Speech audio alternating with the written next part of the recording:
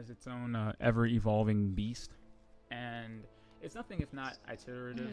Like, aside from the Red War, just basically redacting every improvement Bungie made to the game over the course of 3 years.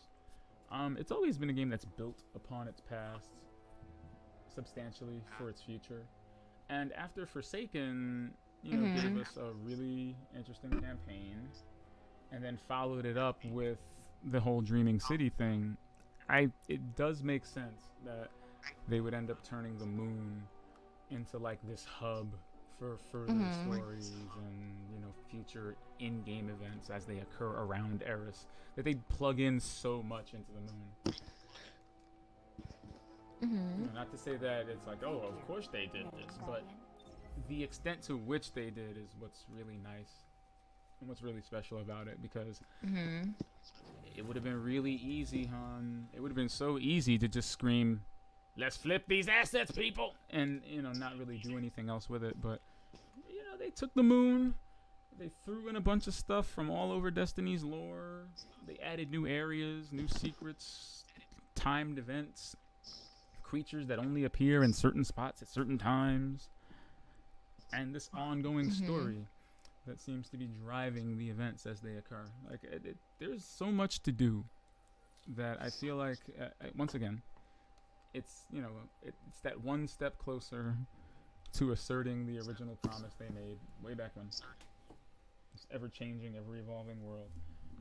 I guess what I'm worried about, and what will make or break the game for a lot of players, is just how Season of the Undying,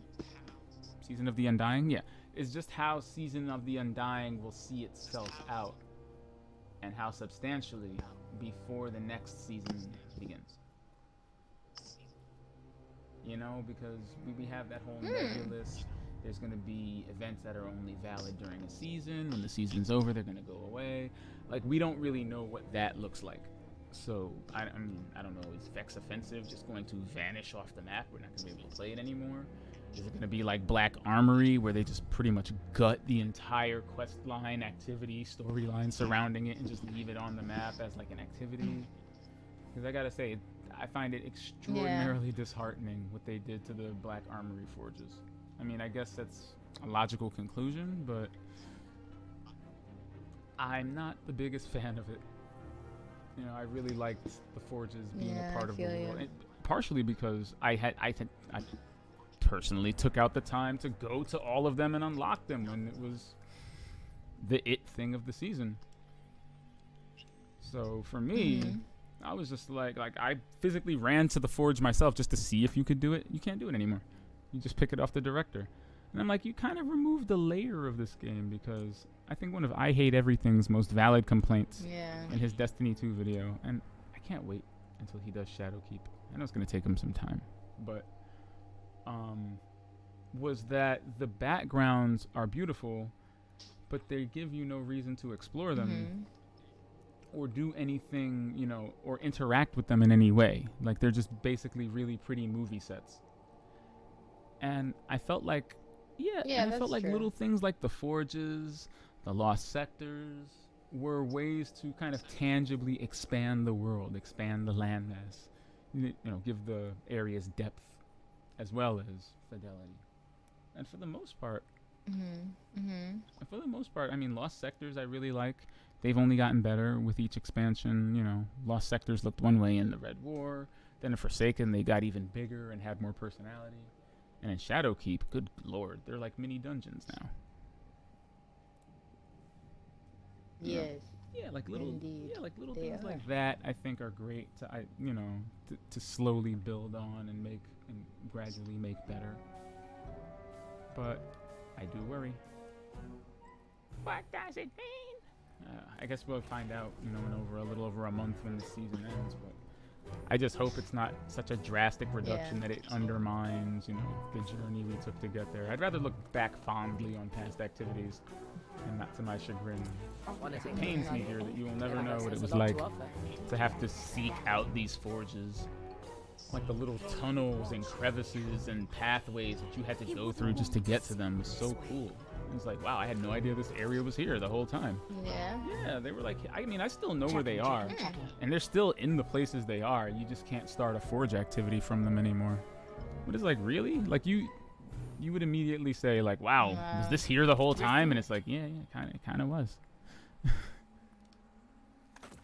It's like in Destiny 1 when people would know when a new thing was about to appear because an empty area would just appear somewhere and the data miners would have a field day. Like, oh, gosh, look at this place. What is the Kell of Kelv? What is the skiff? What does this mean? And Bungie's like, can you guys stop glitching into the unfinished areas? There's nothing there yet. Stop glitching into the unfinished areas, you heathens. Yeah, it's a wonderful thing when you have to like admonish your fan base for being just a little bit too dedicated to the craft. Like, can you guys chill? Can you guys chill out? Jesus. Like, we gave you the basketball court of Oryx. We thought that was a good, we thought that was a good distraction. And then you guys started tinfoil hatting away in there, and we had to stop you before you just broke something. Like, in your brains. Like, because people were trying. That Reddit was exploding with theories about, like, the order you dunk the things. And even I got swept up in that for, like, a good 2 hours. We were like, all right, what if we dunk it? What if we all dunk, like, counterclockwise and in one jump? Like, come on, stop. That's why 2 days later, Bungie was like, okay, wait, nope, stop them. All right, no, stop. They brought out the tinfoil. Nope. Tinfoil. Remember what did I say back when I said that we were like tinfoil guardians? Tinfoil That's what we had become. Sure. Yeah, we had become tinfoil guardians inadvertently. We didn't know. Because when Bungie's involved, it's always some kind of crazy conspiracy, some kind of crazy mystery afoot. You know, like, what are they trying to say? What are they trying to say? Goodbye. Underway. It's like this whole thing with Bagel 4K. The tin hats are seriously out with this because everyone's like, oh, maybe it's because he didn't kill the ogres, in the Shattered Throne. Maybe you have to kill everything. Because, as we talked about, Bagel 4K is not a good Destiny player. He's not a frequent Destiny player. He does not stream. So the community kind of just walked him through it and gave him ways to run past certain things. Very noble. So like now they're like, oh, now, maybe we need to kill everything. Maybe you can't run past anything. Maybe that's what happened. It's like, It's like, come on. Like, you gotta... Like, I understand that you want to... Like, I understand that in the past, Bungie has really gone off the wall with some of their mysteries and solutions to said mysteries, but you gotta see the Reynolds for the rap, okay? I don't think like games don't work that way. The Reynolds. You just gotta stand up, like take a deep breath, and see the Reynolds for the rap, hon. The XO are among the greatest mysteries. It's not how games work, all right? You are the same people. Okay, y'all are the same people that were making up those Revive Eris codes for Final Fantasy 7. Like, you can revive Eris. Nope, no, you can't. Don't do it. Like, don't talk to her for 2/3 of the game, and then when you go to Gold Saucer, go on the date with her instead, and then when you go back to your room, walk around in 3 circles, point yourself north, and only north, and then talk to Tifa with your back turned. And I'm like, nope. No, I don't. You know what? Some poor soul is actually trying this right now. You should be ashamed of yourself. Walk around. Always good to see you, Guardians. Don't forget the part where I said talk to Tifa with your back turned. Okay, like somebody was trying that. Somebody right this second is trying to do that. It's flabbergasted that it's not working. Talk to Tifa when you're back to I can't. I can't do it. I can't do it, hon. I thought I could. The bright dust portion Oh no. of this menu is... I'm not going to say it's lacking or slacking, but I may have to buy this jack-o'-lantern mask if nothing gives. Even though I kind of want the Jacko shell. I want to save up some more bright dust and get... Here, there's a jack-o'-lantern shell. Oh, I kind of want to get that. Wait. Yeah, I'm using my cat shell from last year's Festival of the Lost. Oh dear. Also a big fan of the Devil's Ghost. Oh, the cat shell. I'm in your tower, by the by. So what do you want? You want to do a quick haunted? You want to haunt the forest real quick, or what you want to do? What do you want to do, Charles? You want to hit that Vex offensive? You want to head to the moon and see what's going down on the moon? You never know what you're going to find. Because we have a heroic story on the moon. We also have a run of the haunted forest that we could get down on. There's also Nightfall. I think Nightfall the ordeal can be a thing. Also Vex offensive. Also moon. You know, moon. Oh, Vex and offensive. the start of the Xenophage exotic quest, which I have mapped out and know how to get to. Oh, And okay. I We looked should do into that. the collections, like before I even knew what it was. Do you? The XO are among the It's greatest a mysteries. It's a They are machine well gun with a encrypted 12 even to bullet clip. themselves. Do you know why it's a machine Oh. gun? The with a schematics 12 for bullet this clip, huh? structure do not fill me with renewed Because confidence. it fires Why? explosive bullets. The bullets explode. Exploding slugs. So The yeah. XO are among the greatest mysteries. I need They to are defeat well 6 more encrypted terrors, even and to at least I would themselves. get the weekly bounty. I mean the weekly engram for the The haunted XO forest. are among the greatest mysteries. They are well I've only encrypted. done that in one run, complete 9 branches of the forest thing. Hey, Guardian. Need something? So who won? I've only done that once, and that was like the first week. Like when you and Brandon went to Take it bed. easy. Lost too much when the I just Ridley played did one us. haunted forest randomly, and the XO first are group among I the got matched greatest with, we just blitzed They the are heck well out of it. encrypted even to themselves. Actually, really fun. It was really fun to be in a team on point. You know, like when you, me, and him are playing. You usually have your super on point. I usually have my super on point. But we are technically 2 warlocks and a titan. But when you have like a warlock, a hunter, and a titan, and they're all on their P's and Q's, yeah, you know, something real special happens. There. Something real magical happens.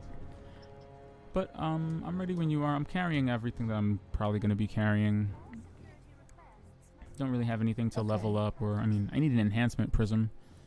I wish you could trade items in this game. But the only way to get an enhancement prism, at least for free, is to do Nightfall the Ordeal. You're alive, Guardian. Because it drops as an uncommon. When you pick a hero difficulty, it becomes an uncommon instead of like a rare drop. So its frequency. Its I frequency see. goes up Okay. a bit. Like I finished Nightfall the Ordeal and got 3 cores, or got 3 cores in a prism. And actually, it's very rewarding, even if you're not getting weapons. It's really rewarding. I like what they did with that mode. I kind of like what they did there. Oh, and I did. Okay. It. All right. I was gonna say I got a score of 100,000. Oh no, go ahead. If we Yeah, so end if you look at my Really? character, I've got this crown on my head, this aura, got this crown going. Given time, That's from the emblem. Oh jeez. What? Looks like a That's chicken. not me. That's really racist of you. That's really racist of okay. you. That's Kalani. How is You that trying to say all racist? Titans look alike? Do I look like that dude? You trying to say I look like that guy? Hello, crown. Stop running away from me. You should be able to tell by the shoulders, by the presence of my illustrious shoulder meats, who is and who is not. Expert penguin. Expert dredging Recording data is easy. to you. Recording data that can only be opened by those you allow to. Now that is an art. That's impossible. I'm a dredge. The Drifter says so every time we play a game of Gambit. Well, not sometimes. Well, You and your really, no. Sometimes before a match, he goes, "Woo! You're a dredging, brother. Show him what that means." And I'm like, "Yeah." The XO are among the What? greatest mysteries. They are well encrypted even to themselves. just watching you I shoulder had to dancing. work for that meal. I'm very proud of it. Yeah. But yeah, so what do you do first? Some forest songs, So, get some. Yeah, let's do some forest. Okay, so we're gonna try to go. Okay, Sit down, so we're gonna try to go for forest branch 9 then. Is that what you're trying to tell me? Yes, I think Alright. that would be cool. I like your ideas.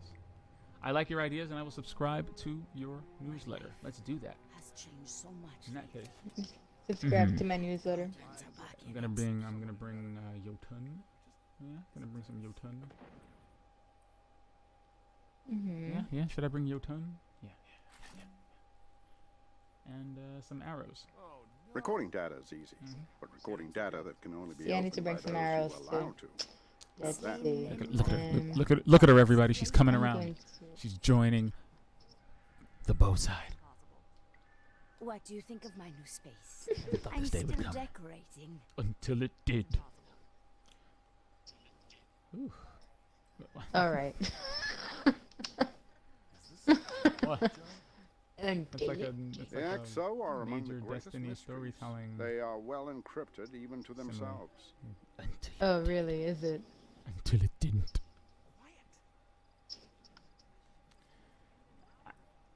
Stop it. Fine. What's my memory? Oh, my memory of Cade Marcus Solar. That's why. Oh yeah. Oh, I got so sad. I can't read that quote, dear. I can't read it. I don't want to read it. I thought Oryx was dead. It says, "Hey, World's take me with changing, you." Guardian, you must prepare and That adapt. takes on all new context when it's attached to his cloak, his old cloak. You know, Yeah. like I'll take the cloak. Did you Oh man. Rip, Nathan Fillion. Humanity. We get the job done. What are you? Oh. All right. Well. Also, I'm a little bit disappointed. Doing Nightfall: The Ordeal does not count as a Some of playlist these strike, files are rolled so in the city itself. it does not That count can't be right. towards Ariana's vow at all.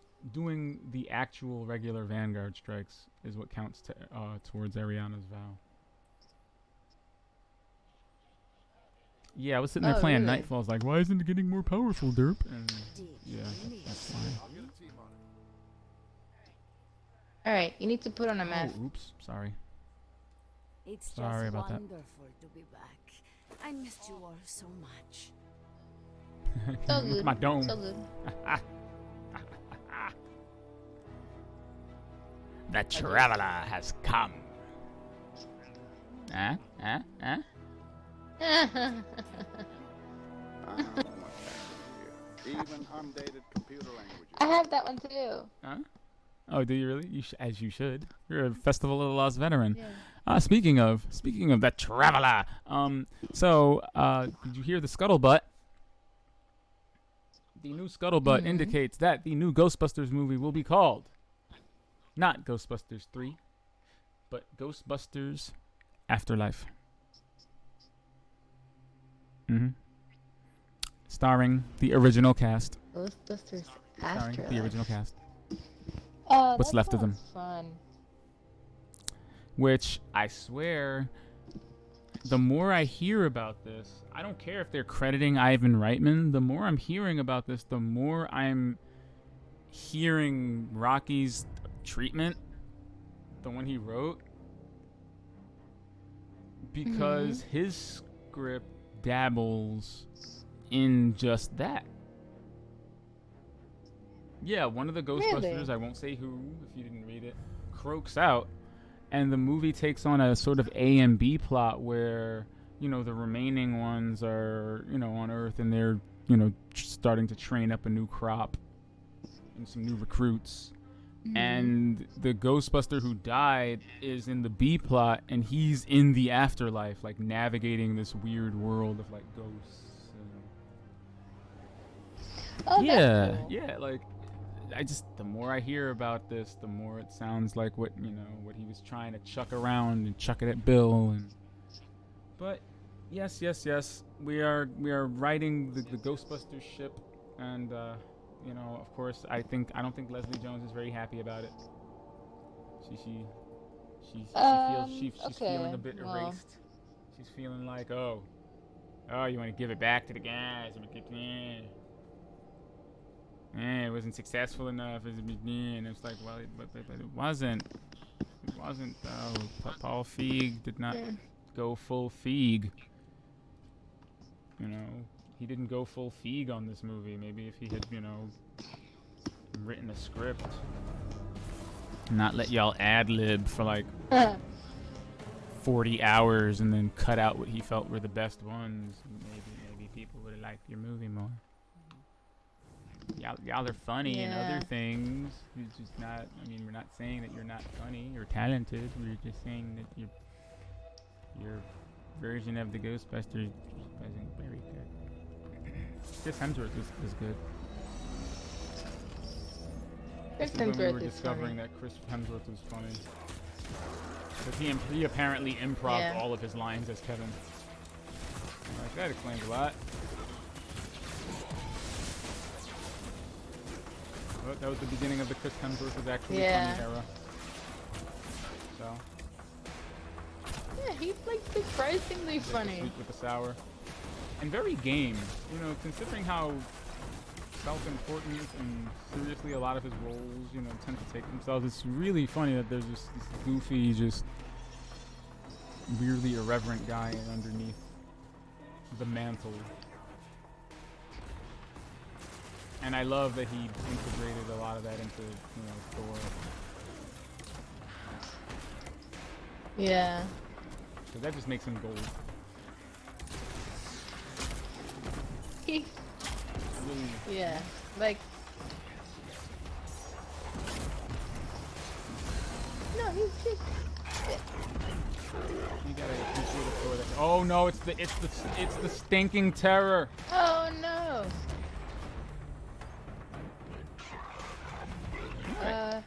Getting out Follow of the light. here. Follow me this way. We gotta open this door. You know what I hate about that thing? You can hear it growling and talking to itself. Yeah. Like, I don't even know what it's saying. I just know I don't like it. Yeah. Okay, I'm really happy I brought the fighting lion for this.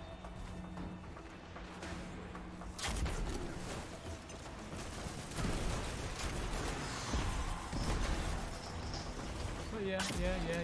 So now, yes, folks, I'm sorry. We tried to have a SNL comedian-led Ghostbusters. It did not work out as intended. Yeah. It was really worked on by people who did not get what made the original work. But while claiming to not be a remake or sequel, pretty much beat for beat followed the framework of the original Ghostbusters. Yeah. So I think I'm under the impression that it might have had some serious development trouble. And that, unfortunately, I think Paul Feig was probably left to pick up the pieces. Because there was a leaked email from him to, I think, Amy Pascal that had a really interesting premise. I can't remember it word for word, but I remember reading it and thinking, wow, why didn't we get that? Like, he had a really cool idea for what he wanted the Ghostbusters movie to be. I don't know, maybe they didn't give him any, like, latitude, because I think the pursuit of the cinematic universe, gimmick kind of messed up Hollywood executives for a good while. The prevailing issue became not how do we take this whatever and turn it into a whatever, or how do we take this one movie and turn it into, a franchise. It became, how do we take this one thing and turn it into an expanded cinematic universe? Which is like, not everything needs to be. Like, Right. Like, I know that it works for what it works for, but like, really, the Ghostbusters cinematic universe? What? No, don't do that. The entire appeal of Ghostbusters, I think, lies in how low-key it is. You know?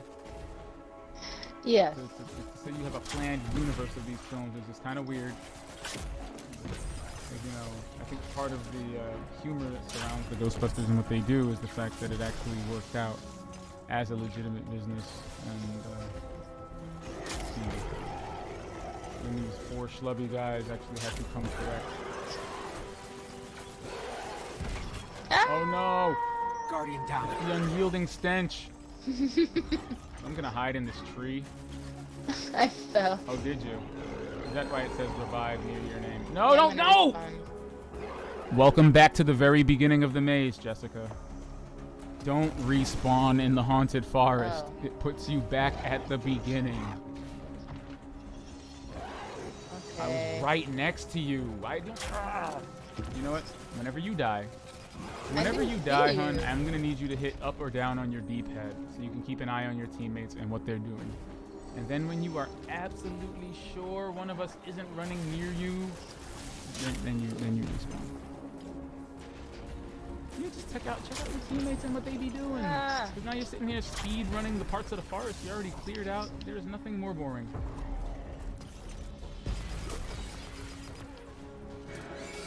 I feel like the reeking death is behind us. Okay, you should have gotten teleported because bosses. Yeah, I did. Bien. I think I'm almost dead. Oh no, it's not. Alright. No. The super's gonna eat his cheeks. He's gonna eat them like groceries here.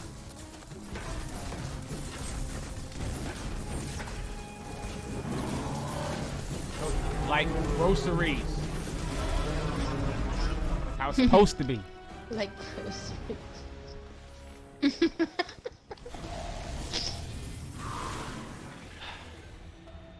Didn't you read the dossier before you came in?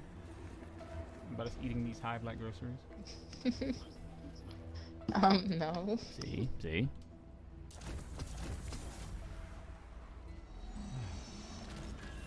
So, how are you feeling about all this, Revengers Endgame?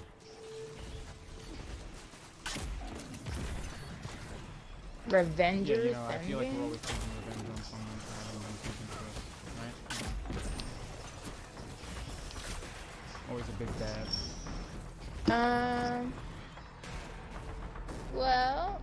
In this case, the big bad is the darkness, basically. How do you feel having finally confronted the darkness? That's a thing. That's a thing that we have finally done. You know, for the first time, and it's not what I expected. But it's actually really interesting. You didn't expect some weird, like, facsimile? The way that... Well, no, definitely not that. But also the way that it, like, speaks to us. You know, it's like... Have you looked at any of the lore Pretty persuasive cards? in its rhetoric. Kind Yeah. of like the way the Taken seduces you. By pretending that it has your best interests at heart. It knows what you want and it just promises to give it to you, kind of like the dark side. Well, not only that, but it talks about the... It does not spare any time shading the traveler in the light.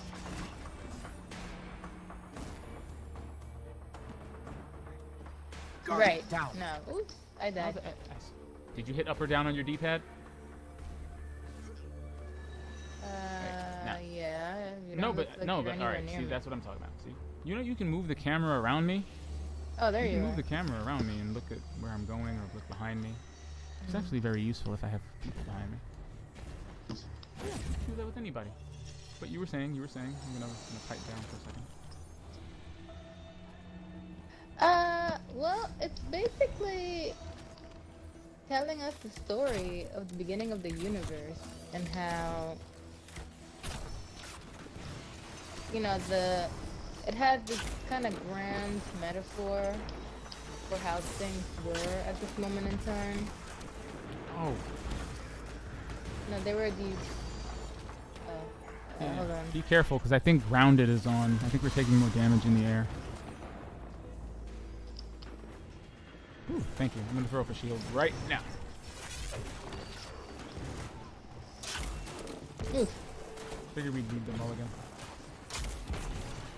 I see him. There's a.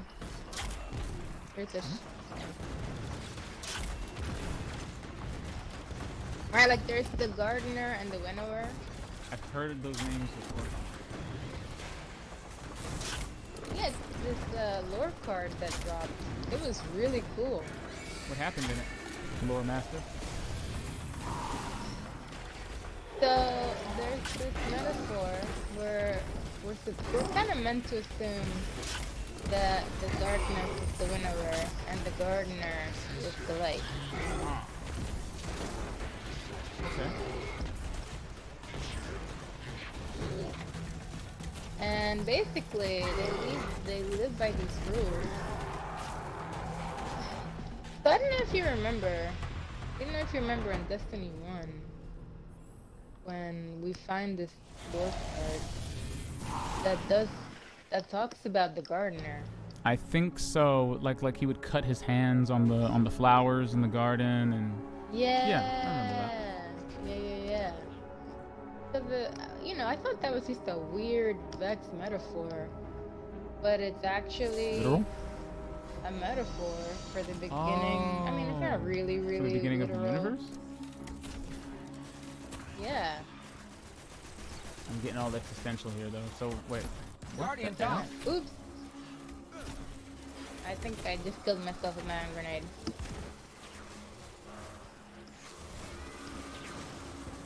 Ah, dang. What did you do? You had one job. Uno. Always be shooting.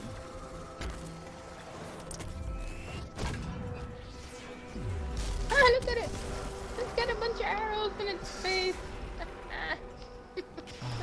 Welcome to the bow side, dear. But yeah, anyway. Cookies are on the table over there.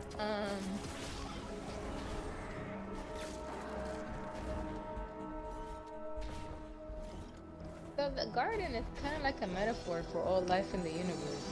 They're all like. Okay. They're just like every living thing, right? And there was this gardener who would plant seeds, and the winnower who would not kill things, but they had this like crazy formula for which things would live and which things would die. And it had to do, and it's just flowers that they're talking about here, right? Like these flowers, if they're planted too close to each other, will die, but then these will live because they have this very specific amount of space between them. Okay. Very cool. Okay. And then it says something like, one day the gardener said, but it doesn't make sense, Why do we have to live by this weird law? What if we ignored those laws and let a bunch of other things live? And the winner is like, no, but you don't understand. Everything is exactly as it should be. Like, only the things that are meant to be here are here. And the things that shouldn't be here, those things die. Like, it's a perfect symmetry. It's beautiful. Sorry, I'm down. It's definitely grounded. Right. I got shot out of the air again. Okay. Oh, okay. Well, I died. I mean, I'm just gonna tell you that I died. Please don't. No, it's okay. Sorry. Go on. Gang. Uh-oh. That was fun.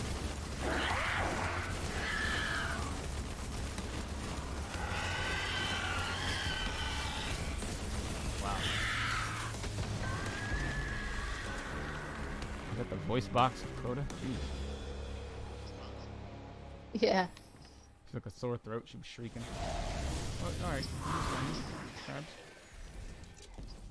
Yeah, so the gardener, the winner is like, yeah, you know, but if you don't pay attention to the rules that we have, you're gonna end up with a bunch of things that aren't supposed to be here. You're gonna end up with like cancers everywhere that are just growing out of control. And the gardener's like, yeah, well, maybe we should let them grow. I mean, maybe there's things that we haven't even thought of. Basically, in a nutshell, that's the darkness telling us that that's why sword logic exists. That person suggested that. That's basically sword logic. Right? You know, like the light is like, well, you know, let things grow. Maybe there are things that we haven't even thought of. Like, yeah. And the darkness is like, no, it should only be the most perfect shape. Only the things that are supposed to be here should be here. You know, i.e. only the strongest thing. You should read it. It's really cool. Like I would love to read it. I'm just listening to you go on. But Like, just I was just absorbing all of that. yeah. Yeah. Are the enemies up top? What the hell? I don't know. Yeah, because the door over here is blocked, which means we haven't killed some of the demons. Demons are those enemies that have red auras. Oh, okay. Alright, I'm gonna take the lift, I guess. I'm gonna take the lift and see what that puts me. Okay. Oh, it's to get off my ranch lift. Okay. Well, at least I know what the entrance looks like.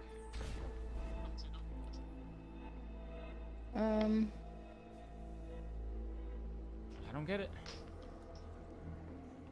I don't get it either.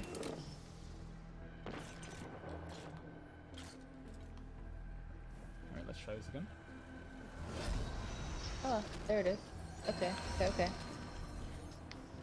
Oh, Ah! no. Ah.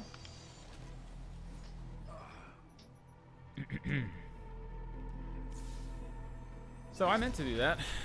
I was just trying to... yeah, Did you? I was just trying out my exotic boots. Sorry, revive me.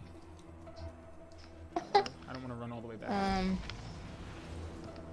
As it seems, our friend is also as confused as we are. Oh wait, the door's open. Somebody killed something. Yeah. Yeah, maybe there was just one thing alive that shouldn't have been alive. Like a hiding dreg or something. Yeah. What?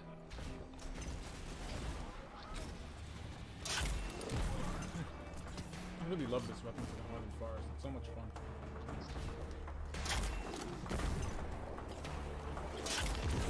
Oh no! Oh god! Oh, oof! Guardian, down. Oh no!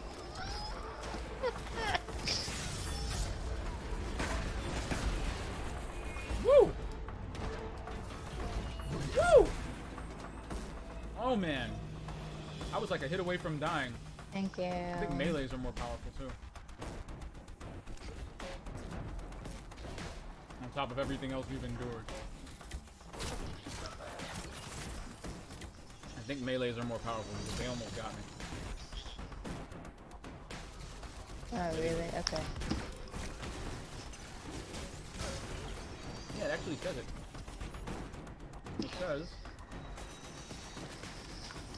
Here's this branch, yeah. Well, before it said radar, it said melees are more powerful and radar is disabled. Oh, okay. Blackout. The unyielding terrors out here. Be careful.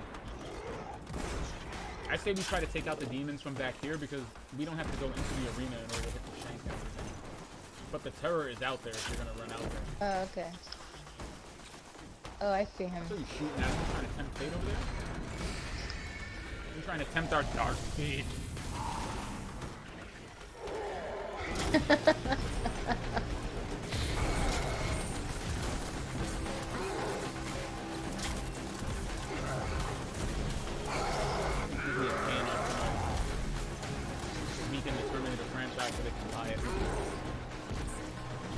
phase 1 is already complete. I can't fathom, speaking of that, I cannot fathom that it's going worldwide. I don't think I've ever seen something like that happen. Like, worldwide? Even in countries where they don't really care about this kind of thing? I'm sure Mickey doesn't have anything to do with it. Like, the Mickey from South Park, he's got like the 5 o'clock shadow. Because apparently, they say like, off of the franchise, right? The rights go back to the original owner, which is why James Cameron is a producer and had a bigger hand in crafting this movie than he did before, because he technically owns the franchise again. Now, I think in another 5 years, I think in another like 2 or 3 years, because Terminator is owned by 2 people. It's owned by James Cameron and by Gail Ann Hurd. His ex-wife, who purchased half of it when the franchise was kind of on the ropes. Ah! Yeah. Oh no! Oh, that was a surprisingly long fall. I slipped on a chocolate strange coin. Kinda, yeah. Alright. Did you? 120. Ha! That's 120 fighting lion grenades right there. I wonder how far along I am on this build quest. Oh yeah, how are you doing? How's your Leviathan's breath thing? Didn't we have to do something specific? I had to do something. I'm surprised we still haven't gotten you that bow yet.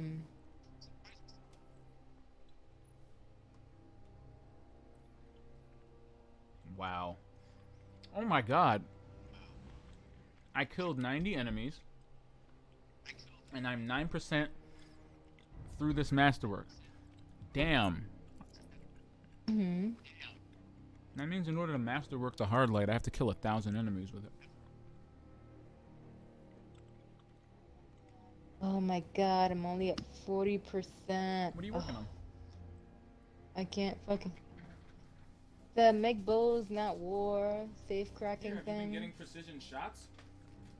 And don't you have to do that in a certain... I guess not. Don't you have to do that at a certain place, like Nessus or something? Like, check the quest. What does it say you have to do? No. It says you have to use a bow, and then precision final blows against Vex or Cabal. Okay. So then, how about... Huh? How about we do a, I was gonna say, how about we do the Pyramidion? And you run around with your bows out. Okay. Just shoot them in the milk. Shoot them in the milk parts. Because that's a strike that has nothing but Vex in it. Either that or we can go to the moon and just troll the Gate Lords. But I think it'd be easier for us to do just the strike. Yeah. And you can shoot as many Vex as you need to. Just make sure they're all precision shots, and we'll get you up there. We didn't really run into. Alright, let us do the we didn't run into Pyramidion too many then. Vex back there. It's not Vex in Cabal. Where's the Pyramidion? Yeah. Mercury? Really? Really? The Pyramidions on Mercury with Osiris. With Osiris? Here it's on. It's the Pyramidion is on. I think it's on IO. Oh, okay. Man, I haven't menageried in a while either. Me neither. You need that second rune in your life. That's why. Do you still do Werner's bounties every week? Do I do whose the rope, bounties? the sweeper bot, the one who has the callus bounties. Oh, the ones that sweeper give bot. you Imperials. The Imperials you need to unlock that second slot on your chalice. No, have not been You're doing those. leaving bounties on the table.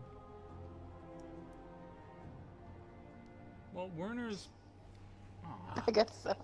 we should have went to the tower then. Werner's bounties are usually very generalized. Kill this many enemies around the system. Get this many grenade kills, got this many super kills. Like, they're usually pretty general, so you can just do them without even realizing it. After tomorrow, since tomorrow's the newest reset, and we will get you some Werner bounties. How you gonna unlock your chalice if you don't got no Imperials? Do you not want the bad juju? Yeah, they're like... I do want the bad juju. Bad juju. I think you'd really like that gun. It's a pulse Yeah. rifle. It auto reloads and gives you super energy when you kill something with it. Like, I mean, Nice. auto reloads the entire clip.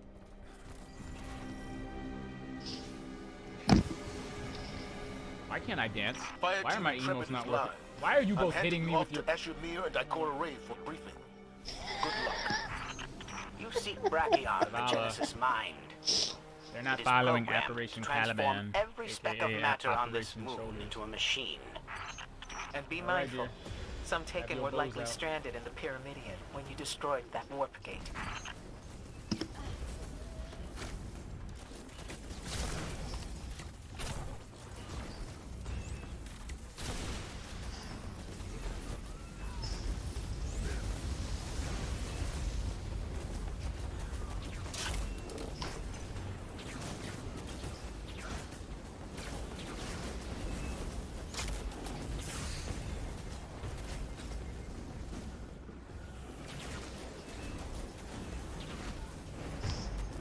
I don't know, maybe this is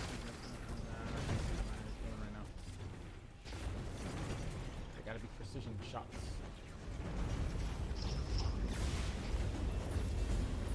Shoot him right in the middle. Okay. Like Luke Skywalker in The Last Jedi, just go straight to the middle. Thanks. Why did Luke Man, do that's that? gross. I don't know. That scene is so baffling to so many people.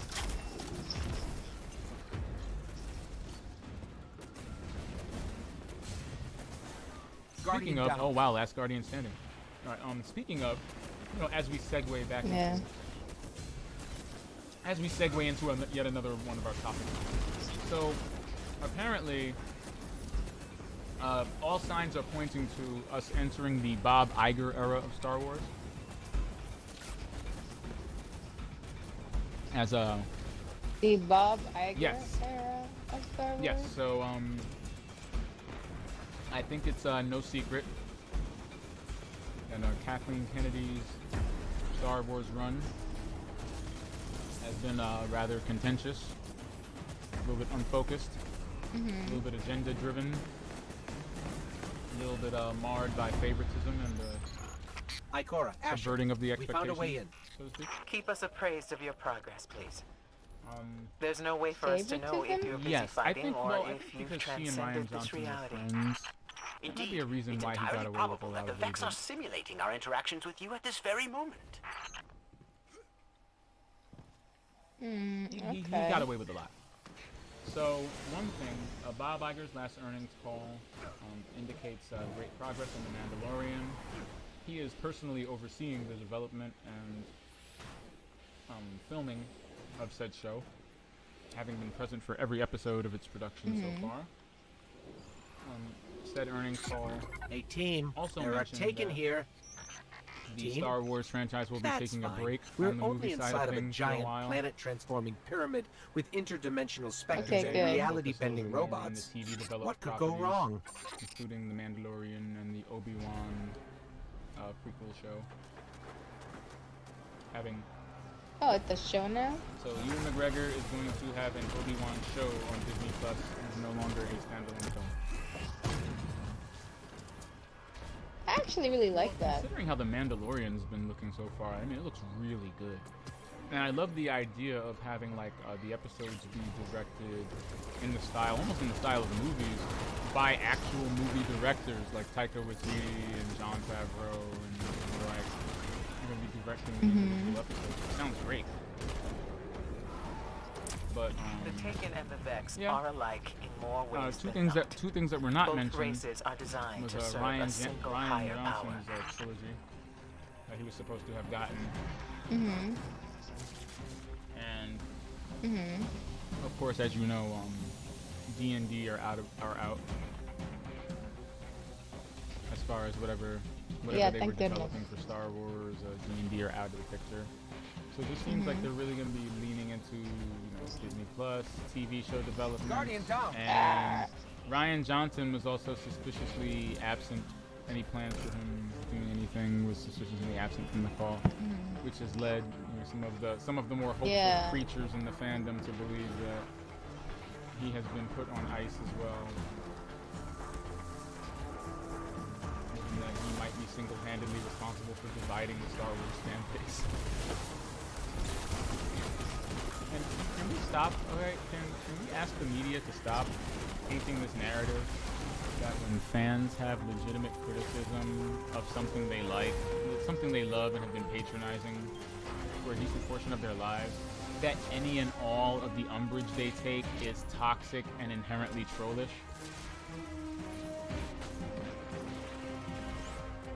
Like, can we not do that?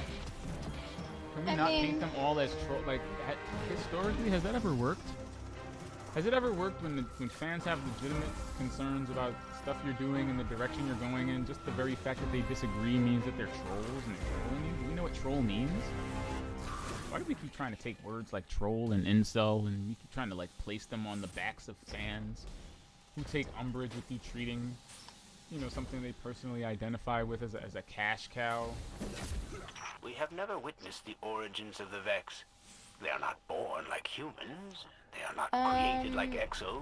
Well, I'm not Perhaps sure like that the Awoken everyone in had the my media arm. is doing that. There have been some very thoughtful articles written about the intersection of people who really love fans, people who really love what they're watching.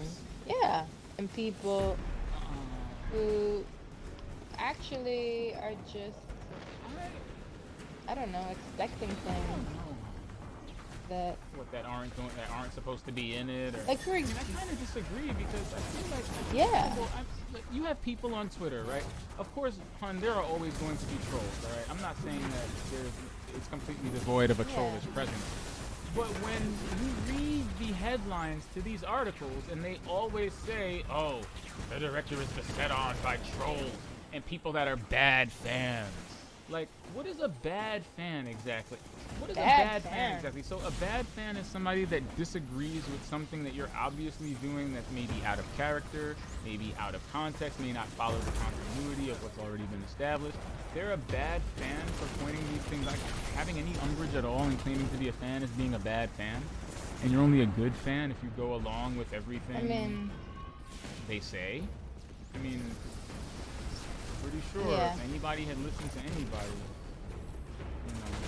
a lot of stuff wouldn't have gone down the way it has. Asher's studying data on your current position. To say that, I believe he said like impossible. The Tim Miller defense. 12 it's like times the Ghostbusters counting. defense. It's like Here, I'll patch him in. He's gonna paint everybody with a broad brush. Impossible. We're all trolls. No, that's impossible. We're not genuinely Impossible. I mean, I don't know. I think maybe What could govern such an impossible worried that Solo discrepancy? looked really unnecessary. Or worried about half of the stuff that happened in The Last Jedi. Or worried about that Rise of Skywalker trailer, I mean, how I'm just baffling it is. Am I a bad fan for If pointing your out current that that Eigen state trailer is comparable to baffling? my historical data, I predict you should now find yourself in a vast desert of tiny I mean, I'll cubic just be crystals. honest. There's some Climb stuff I straight just up the don't read. Serpinski carpet and then Because through the it's manifold. clearly Brachiona's not far now. intended to piss someone off. There's definitely an element of that. Got out it. there. So Do you think Asher's if playing I some see weird headlines science that are prank on like, us? oh, trolls don't like this, I just don't read that. Because it's a biased article. Clearly. And It's like the Joker movie's gonna appeal to incels. Like, they really tried.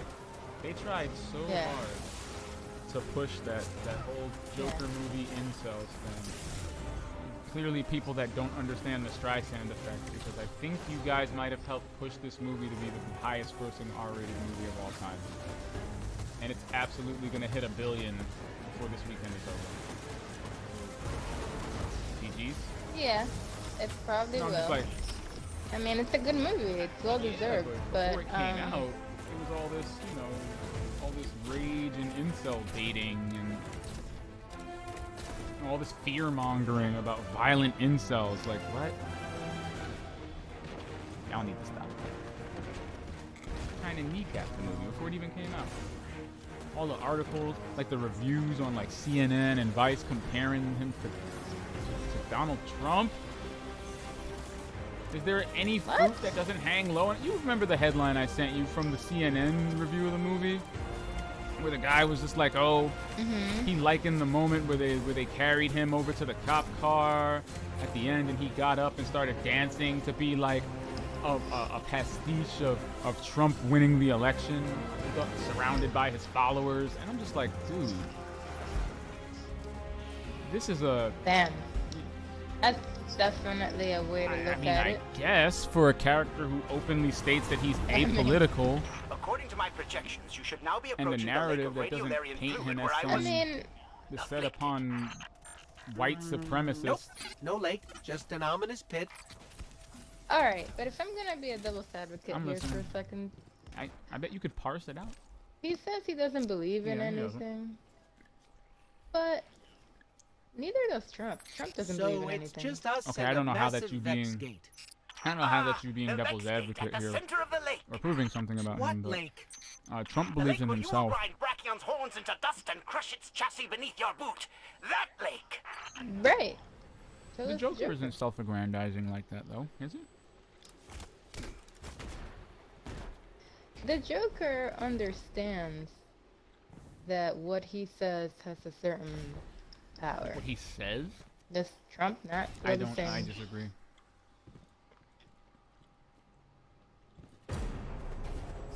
I think the Joker has a number of sensibilities rooted in anarchism and nihilism. I don't think he's an orator who believes in his voice or thinks his voice is stronger than anyone else's. No. Well, I can't draw a parallel know between what Joker Trump and Joker. personally thinks, but I have felt for a long time that We could use that logic to call honestly, he Kanye West doesn't- Trump. Or true to call Kanye West the Joker by this same logic.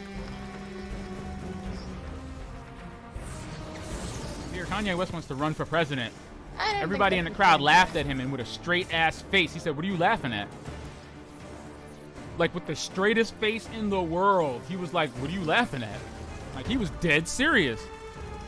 So, I mean, is Kanye West the Joker? You're talking about somebody who believes in the words that they say? That's really low. That's a really low bar. Call someone a psychopath. No, that's not what I'm saying. Also not what I'm saying. What I'm saying is that the Joker doesn't have any true beliefs as they relate to morality and the way that life should be lived. That's kind of what That's I'm the way you talking think about. Donald Trump is? Yeah, Have you that's ever the way heard I of think Trump Donald Trump is. derangement He doesn't syndrome? have any. What's Trump derangement? It is it's the prevailing sentiment that, you know, everything he says and does is inherently terrible and part of some greater plan to do something about Tell something. me, It's these people is that the just Genesis jump on mine every dead single yet? thing he says and does. Yep. Who Went can't down give him like an a inch ton of of latitude bricks. for anything good he actually has Yes. done.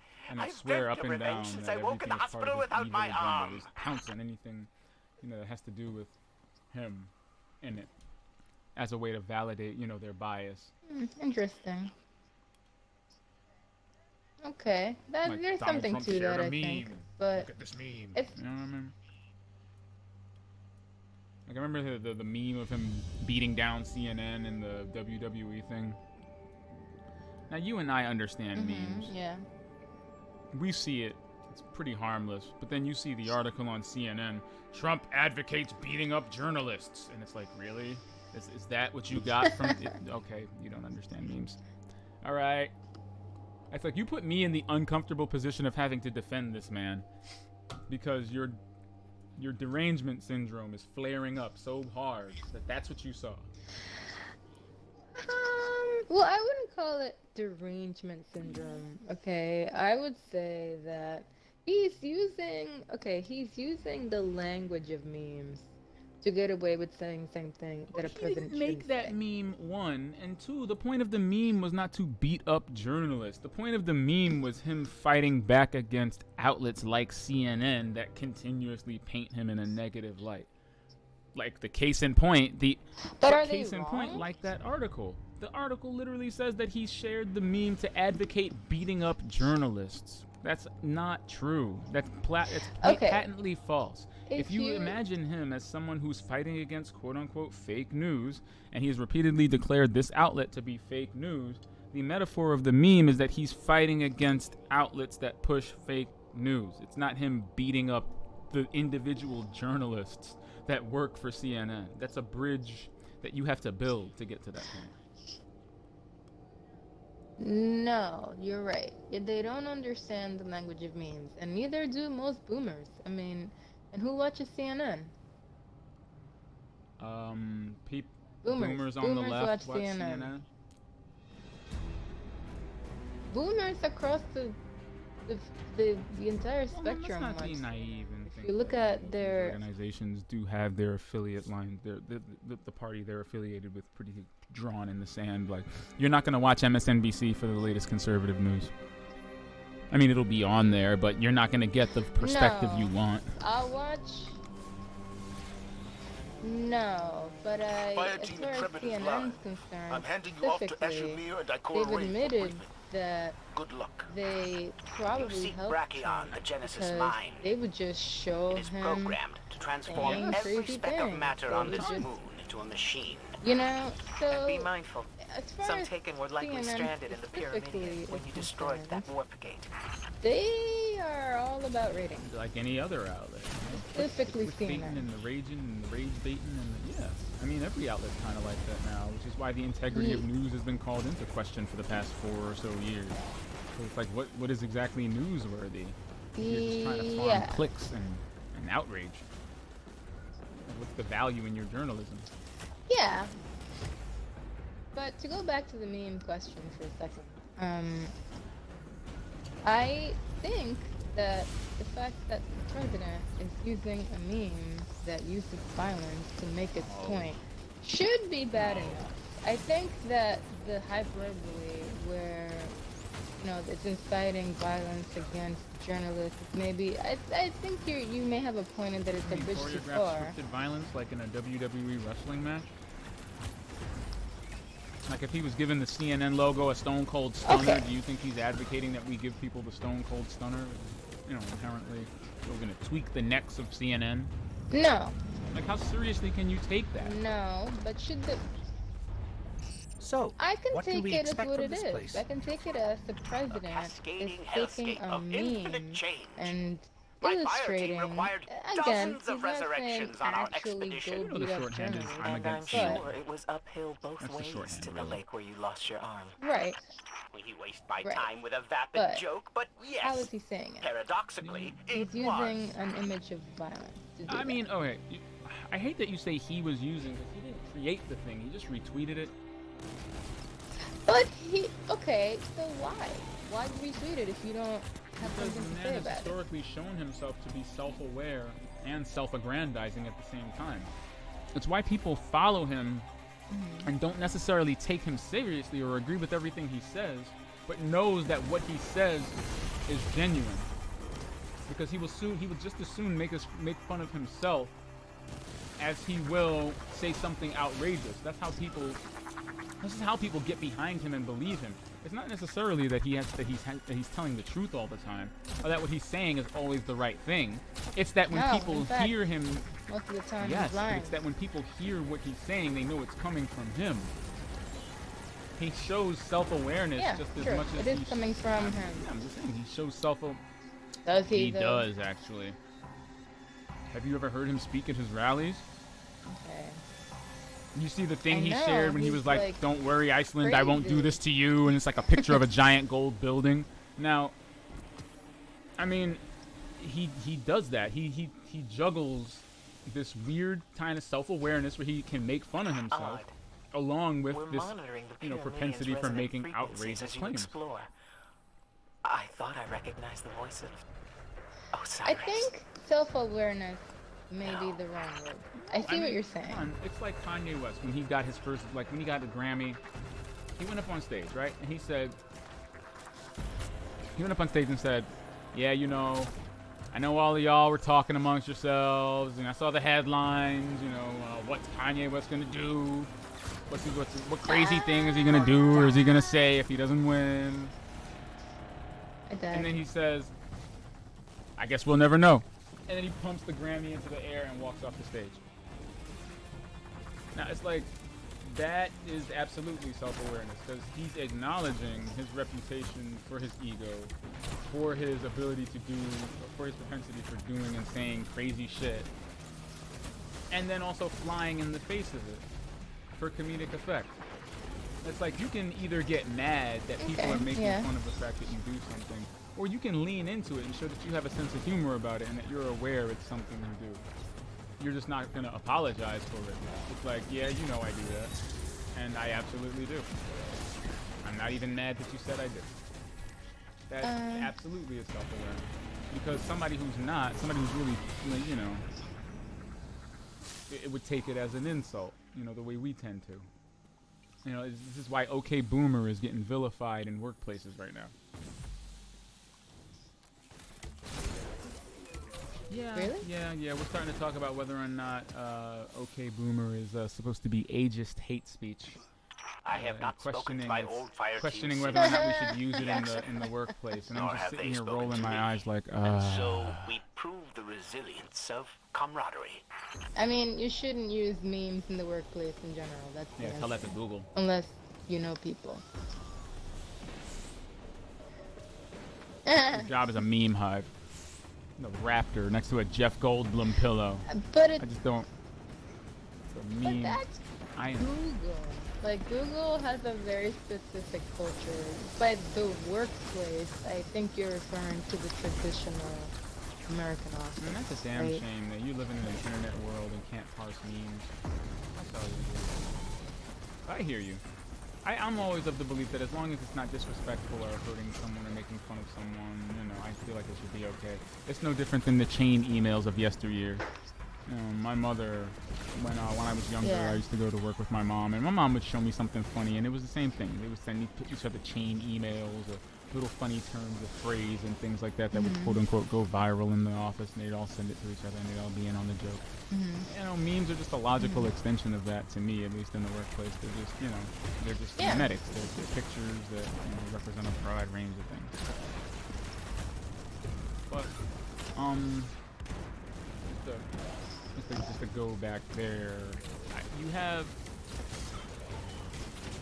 like, I get what you're saying, but there's like a reason why we're, you know, we're kind of collectively angry, and why the other people are laughing so much so that now we're starting to say, oh, comedians are going out of their way. We're analyzing to live appeal data to the from right. your team. And it's like, brace yourself.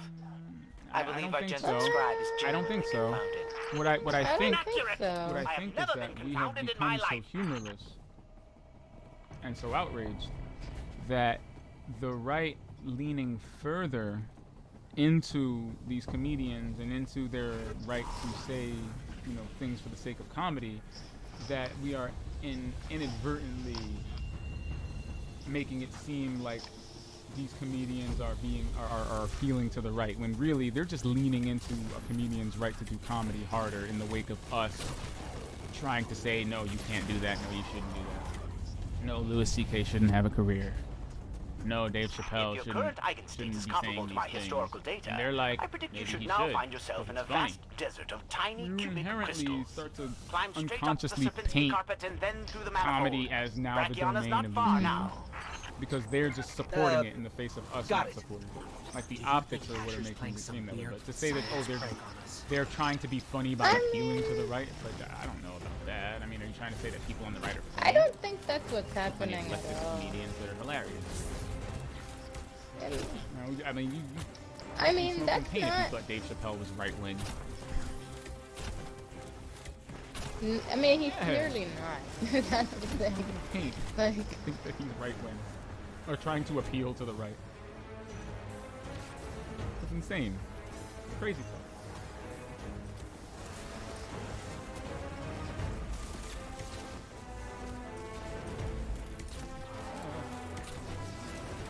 I don't know. What do you do, Boo? Did you see that article I shared? What do you do when on apparently a very slow news day I read a Rolling Stone article that is tying No Nut November to the far right, to the anti-Semitic far right, and I'm like, all right, have we gone too far yet? Is it enough? Can we? What? Well, I read I'm glad you brought it up. I read the article, and that's not really. I mean, he's reaching more than a midget in a supermarket, and yeah, there's a whole part where it's like, oh, well, you know, Gavin McInnes, you know, advocates for no fap, along with the factually incorrect belief that, you know, not ejaculating increases virility and mental focus, and it's like, so what? Okay, so he said something about no fap at one point. I mean, it's an open and broad concept. Who cares? That doesn't inherently make it a far-right enterprise. Oh, and then David Duke said something about not masturbating because he believes that Jewish people have put the porn industry in place to collectively weaken us as a species. And I'm like, okay, that sounds like a very David Duke thing to probably say. Again, I'm not sure how we're connecting No Nut November to the right. Well, I read the article. Went through a gate, and now we're looking at a scary bottomless pit. Connecting all of the different perspectives on this, and I think that he's aware that suggesting that it is something the far right This is clearly some kind of trap. It's absurd. I mean, that's kind of how I read it. I think that when you write something like this, maybe you put it out into the universe in a way that's going to boomerang back eventually. Because as this person puts this idea out into the universe, some nut job is going to read it and try to connect further things to it. And before you know it, by the end of the year, inform the Genesis mind that it has guests. We've got more than one article about what is, to be honest, a really funny joke that just has, you know, persisted even before mainstream media. It's a very funny concept. I mean, hell, some people actually take it seriously. Like, you know, they take it as a way to gauge their tendency masturbation. Some people take it as a challenge. It's like how Joe Rogan does Sober October, where he has a whole month in October where he just doesn't drink, smoke weed, anything like that. He's trying to do this every October. You know, some people take it seriously. Some people take it as something serious. Some people lean into the meme and just crack jokes and they keep masturbating anyway. Nobody cares. How do you take something from that clearly a lot of people do?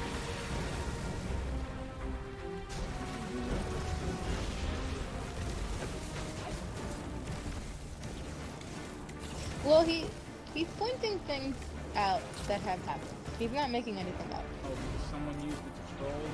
I mean, I gotta say. But that's how he framed it. Like, if what you're saying is he shouldn't say it, even though it has happened, because somebody might latch on to it, and something happening once. Because something happening once is not indicative of a movement. Just that if a racist person advocates for something that was inherently good, it's the same reason people try to say that like PewDiePie is a white supremacist. Because apparently the Daily Stormer said they liked him. And I'm like, alright, you can't choose who says or does not say that they like you. And if they like you, what does that have to do with you? If some random racist person came out and said, man, you know, we love Expert Penguin, what the hell? What do I have to do with that? Like, how are you going to give me the burden of all of their deficiencies just because they quote unquote came out in support of me? They're human beings first and their beliefs second. They did not say they liked me because I supported their views. They could like me because I'm funny. So one case of somebody true, but I don't think that's the same thing. Memes are inherently flat, They're memetics. They can mean anything that you want them to mean. So if the vast majority of people are using a meme one way, and then someone uses it to say something bad, as a bad actor, I don't think that changes the meaning of the meme. I think that is a bad actor acting in bad faith. I mean, the New Zealand shooter said subscribe to DLive, and he killed the meme after that. Why? Because he knows better. He knows that people are going to tie it to him. Instead of saying, Tell me, is the Genesis mine dead yet? Typically are also out for attention and down like notoriety, a ton of bricks.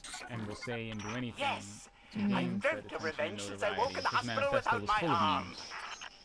But it also happened to include that meme. Oh, jeez. So it's like, alright, I already know what I have to do, because someone's going to link this back to me. And sure enough, a bunch of people went out of their way to. But it's like, it's not the way, metaphors work. I can't give it away just because a bad actor has chosen to say it in bad faith. Not when everyone else is clearly using it the right way. People are going to use anything to troll. And I think it sucks that we have people that just want to see the world burn. But True. It's like, did 4chan destroy He Will Not Divide Us, or did they just kind of make a mockery of it that caused it to skip around the globe?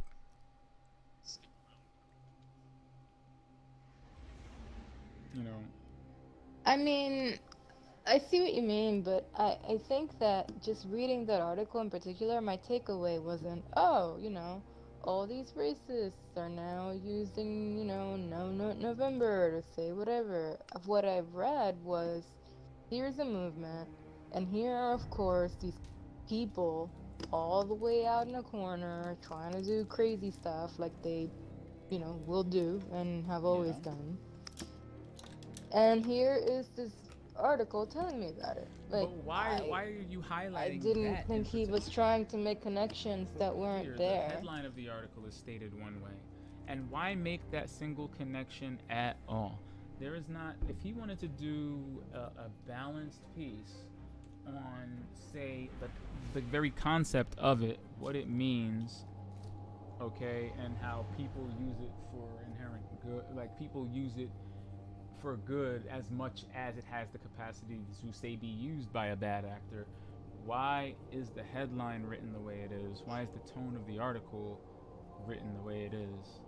It's an inherently negative piece, because Jessica. It's not talking about it's not talking about the open-ended structure of memes and how bad actors can co-opt them for their own deeds. It's explicitly painting this movement as having far-right roots. Like, it says roots. Well, maybe. Maybe I can read it again and see if I get a different read from it. But what I read was something I've read multiple times about different things. You've been getting like, precision kills? oh, here's this thing. I'm sorry.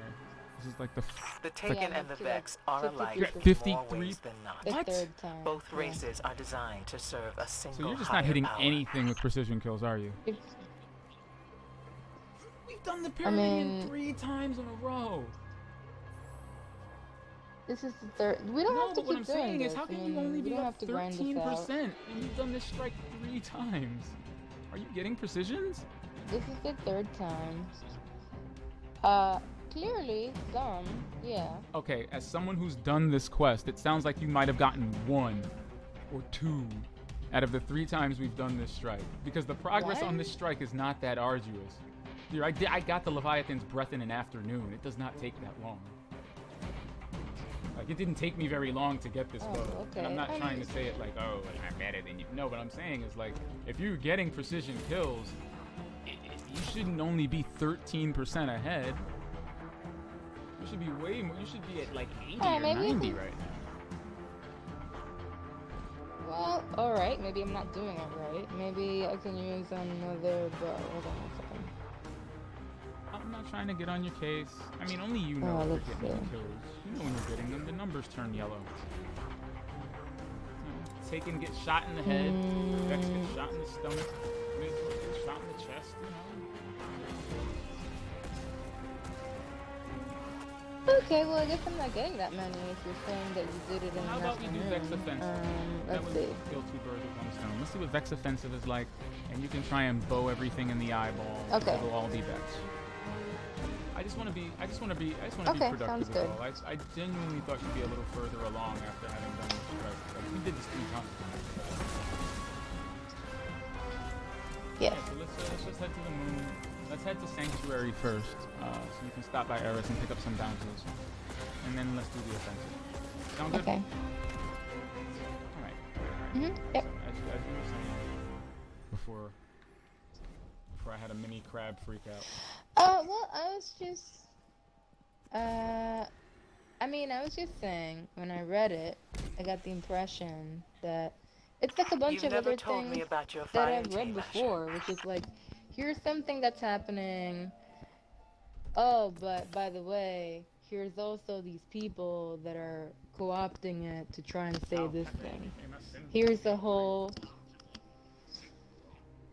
Yeah, I The trash mean... dove became the symbol for the alt-right. But it's not. Yeah, but that like, didn't that's stop what I'm saying. Occupy Like, Democrats he's from not signal boosting claiming... That did not... But, okay, so it would have been irresponsible for him to say that the far right is co-opting, you know, November. That's not what he said. He said, oh, you know, here's this thing that's happening, and in some instances it has been used this way by these people have said these things, etc. Like, he's not, from what I read, Okay, I'm gonna read you like it was a kind of okay, I'm gonna read you the title. I'm gonna read you the title. The title is literally How a New Meme Exposes the Far-Right Roots of No Nut November. That's a pretty clear statement. Statement. He literally says a new meme has exposed the far-right roots of it. That is not a suggestion. That's not a broad hypothesis. That's a statement that it has far-right roots, and that he has just found the smoking gun that proves this point. That's not here's this thing and how people are using it. He's literally saying that the meme has roots in the far right. Like the far right invented Truth it? Well, in that's action. not true, and that's not how I read. I mean, maybe the verbatim. article says that, and I misread it. So the article the says title of the article It is yours. How a New Meme Exposes the Far Right Roots of hashtag No Nut November. That is the title of the article. I'm saying I read the article, and that's not really what the article is. Okay. Again, the title is out there, though. The title may be a little clickbaity, I'll admit to that, but I don't think the article is really saying that. Oh. I don't know, maybe I'm just, I think you're giving you know, him a lot of credit. maybe I'm just giving them too much credit. Yeah, Giving him a lot maybe. of rope with which to hang himself, which is what I like to do, you know, but he's gone out of his way to highlight the bad things that happen. You know, like apparently people have taken the extra step of harassing adult performers on social media because Okay, Motherboard why? hypothesized the same thing, that No Nut November has been co-opted by misogynists and the far right.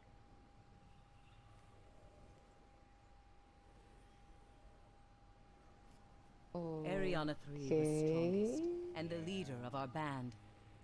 I miss her most of all. So what do porn stars have to do with that? I'll send you the link to the Motherboard article. You know, I'm not about to take every instance of ironic online trolling as proof that bad actors are taking over the world, because the truth of the matter is some people just like to watch the world burn, and some people just say really messed up things on the internet because they have the anonymity to, not because they're appealing to some higher power or trying to upset the established order by not masturbating. Like it's just kind of silly. Like you're going to if you dig deep enough, dear. I can guarantee you that with any meme, you're going to find a shitty person using it for a shitty reason. Any meme on this earth, like the white woman who's like crying and screaming and the cat is just sitting at the table like, what, bitch? I can guarantee you that for every funny joke I've seen using that meme, somebody's using it to make a really racist and messed up point. And unfortunately, that's just par for the course with memetics, because that's what they're supposed to do. They're supposed to convey complex messages through simple imagery, even when the complex message is fucked up. But everybody's using it. Doesn't matter what your affiliation is. If you're on the left, you're using it. If you're on the right, you're using it. If you're a centrist, you're using it. Libertarian, you're using it. And you're all using it for different reasons. Because it's a memetic. So, I mean, if there's a racist dude or somebody who's peddling bad science, suddenly using No Nut November as their platform to spread a bad idea, hey, it doesn't change the meaning of it. It means that somebody has taken this thing and finangled with it until it suits their worldview, which is, again, very unfortunate. But I'm not about to say that it's been co-opted by an entire movement of people who have now reframed it to mean something terrible. This is how we lost Pepe. You know, Donald Trump retweeted, like somebody made after Hillary called everybody a basket of deplorables, somebody drew a picture of like the whole Republican candidate and they all looked like it, including Donald Trump, and made them all look like frogs. And at the top of the picture said the deplorables, almost like a riff on the Expendables.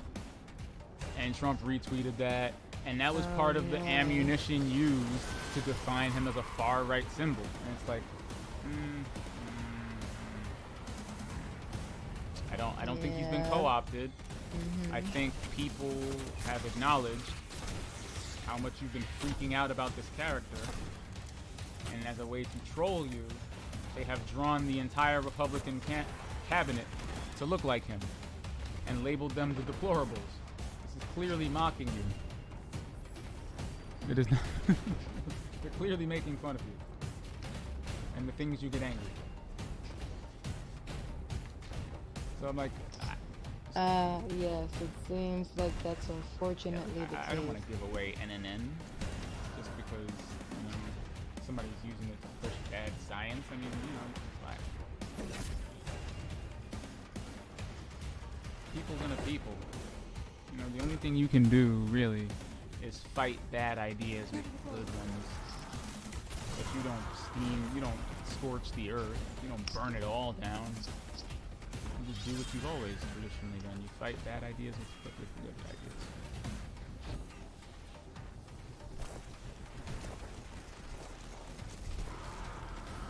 Indeed. I mean, personally, I think No Nut November has always been kind of silly and maybe even slightly immature.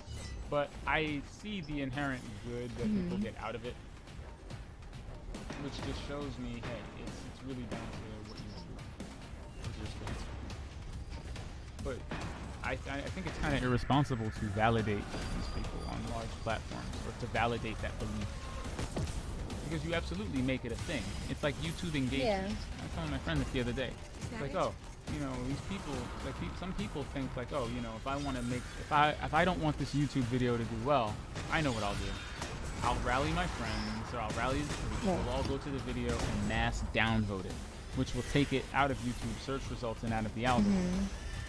Now, while to some degree that may be true, what you're actually doing is you're providing the video with engagement. It doesn't matter if the ratings are bad. As far as YouTube's algorithm is actually concerned, the video has engagement. People are still going to see it and they're voting on it.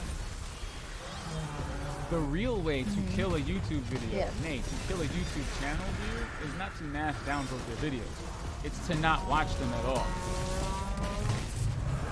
A a video not having engagement or metrics of any kind will kill it far faster in the algorithm than any downvote or complaint or filed complaint ever will. There's nothing worse for a YouTube video than to not be watched. That's true irrelevance. So for somebody with a bad idea, I'm not sure signal boosting it is the way. Like maybe you just you debunk it in private forum, but you don't write an article about it, thereby legitimizing it as some sort of actual thing that happens. Because then at that point, you're just telling bad people to do it because this is what it means now. When they tried to say the OK sign meant white supremacy, and then actual white supremacists started using it, and it's like, well, of course they did. You told everybody that that's what it means now. So of course actual white supremacists would start doing it. You validated it when it was 4chan gaslighting you. But you helped make it a thing. Because white supremacists that don't go on 4chan are just reading the news like, oh shit, that's what it means now? Holy. Hey boys, we got a new symbol. It's like, oh god. No, you don't. You don't though. Please don't do it. Don't, no. The OK symbol is no, it's not what it means. It is not an upside down W and a P. It does not mean white power. Stop. Stop. Don't listen to them.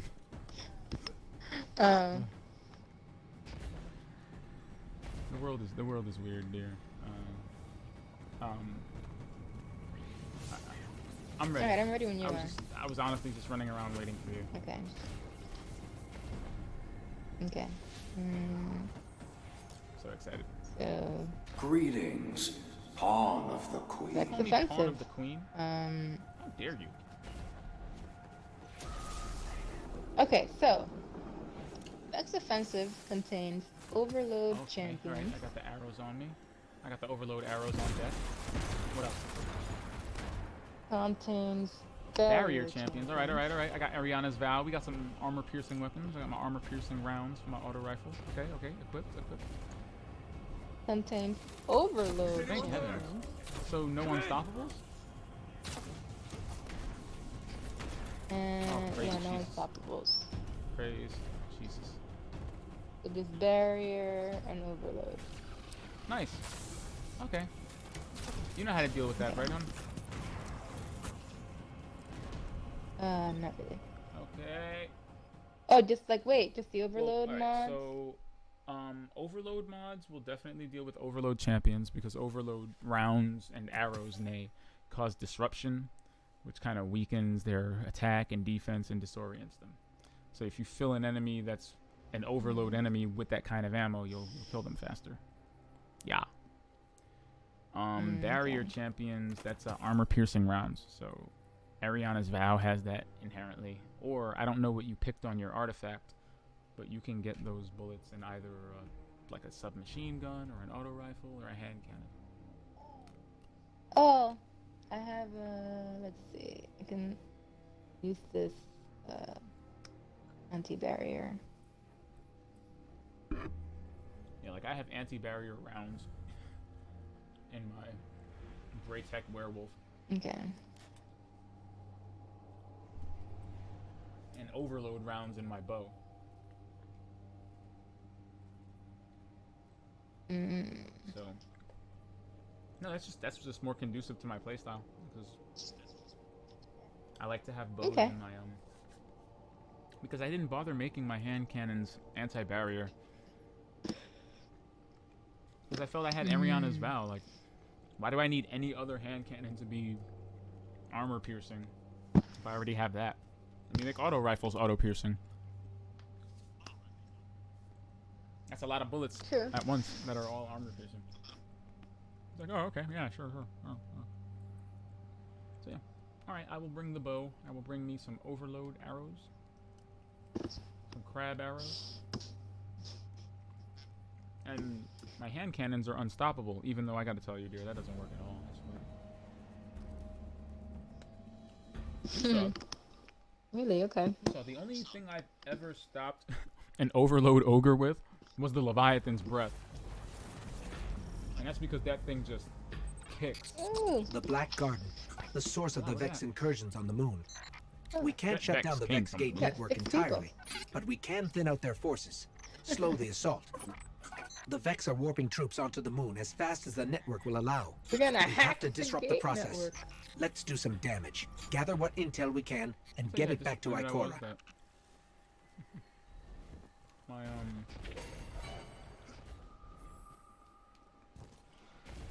unstoppable rounds. It worked. Take them out before they warp away. Whoa! Hello, Vex. Oh, Alright, really? so Hydras get shot in the eye. Right.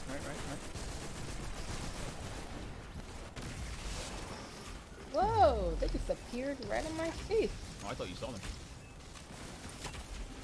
Alright, well, at least now we know where all of those mossy and grassy, Vex come from. Yeah. Wait, are we in the garden? No, we're in the aperture. That's interesting.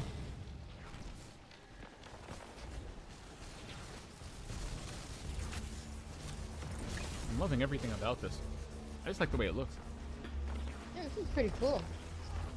Oh, somebody's dead. Uh oh. There's a barrier champion. How's your artifact be these days? I'll knock anything in there. No, not recently. I think the last thing I needed to do required like 7 more levels.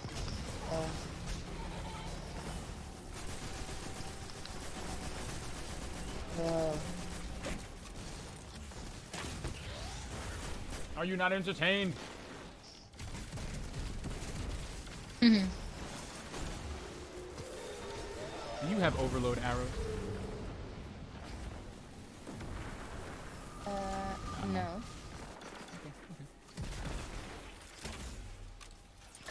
I was gonna say on a full knock.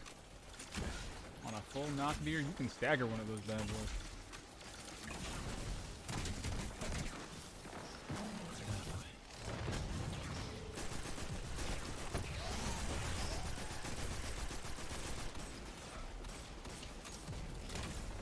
I love how Bungie got away with this weird ammo system when id did the same thing for Wolfenstein Youngblood and they got ribbed for it. They were like, we hate this. Yeah, because in Wolfenstein the enemies are wearing certain kinds of armor and it's represented by either a solid cube or a hollow cube to let you know what kind of weapons you need to use on it. That's not very different from Overload, Barrier, and Unstoppable, enemies in this, but somehow Bungie got away with it in a way that they didn't. Guardian down. Precisions, right? Precisions? There's a bunch of exploding ones. Hit him in the stomach.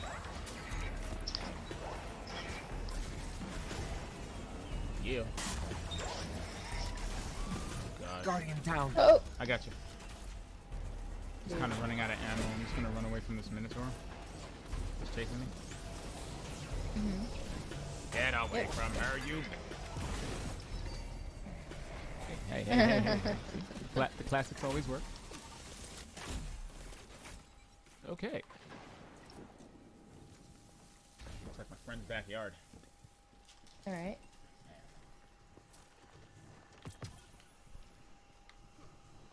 Aw, man. The data I'm gathering from my scans isn't making sense. Not entirely unexpected where the Vex are concerned, but the gate network is spinning up connections to thousands of divergent realities. I've taken to carrying around 9 weapons at all time now. This is more than a few Vex leaking out of the garden. There's something bigger going on here. You wanna go to your post op? No, it's cool. I'm mostly empty at the postmaster. I'm just saying, like, I can't pick up new weapons because I'm always carrying 9 now.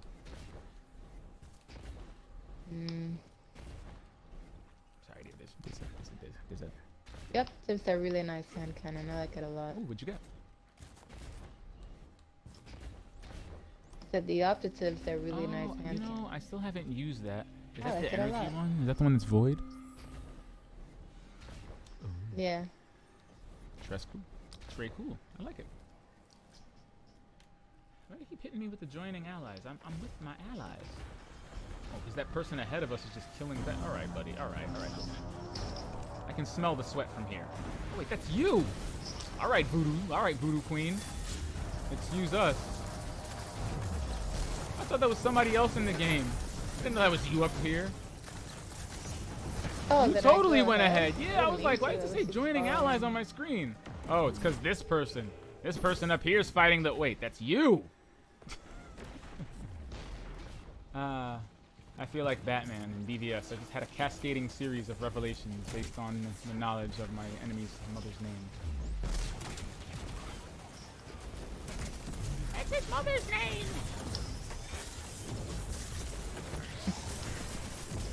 What? Me? Speaking of, can we tell Jason Momoa to cut it out? I'm about to unfollow that man on Instagram. If he posts one more release the Snyder Cut thing, I'm gonna just lose my mind. Cut it out. The movie was more successful than his. Stop being such a sore winner, Jason Momoa. Your movie made $1 billion. Justice League didn't even make $670 million. Okay, being such a sore winner. Apparently, he has seen the Snyder Cut of Justice League. And he's like, "Oh my God, it's so amazing." Oh really? Yeah, the hype train is rolling. So. I have a strong feeling that DC would probably do that at some point. I just think they have to really crunch the numbers because there's a difference between it being like an obscure kind of meme and people just actually wanting to see a Justice League again. Like by and large, I mean, you can't sell something to like a sample size of like maybe 300 people. It's not a wide enough metric to justify distribution.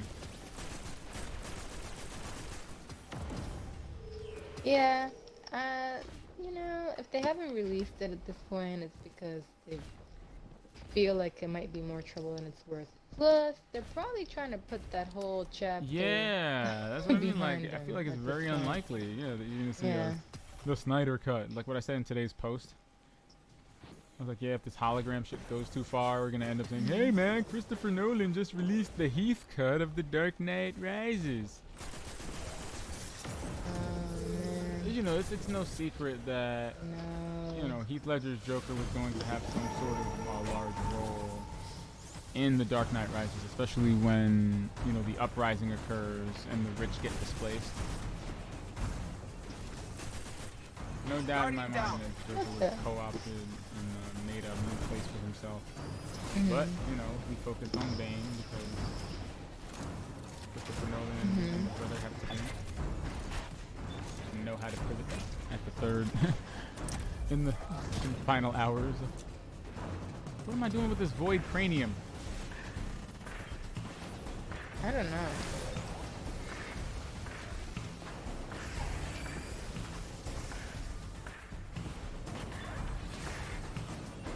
I feel like the answer is staring me in the face.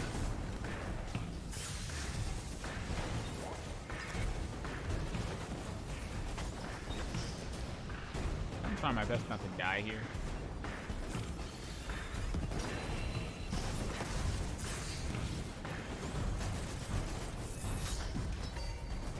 Uh-oh. Did we mess up? Oh no, I can't even tell. It's like the first time you play a raid and you have no idea what you're doing and you're like, wait, it's okay, yeah, push forward, yeah. I had a hand in that. Yep. Glad it all went according to plan. Yeah, let's keep it up. Let's keep it up, people. Woo! And they're like, yeah, what?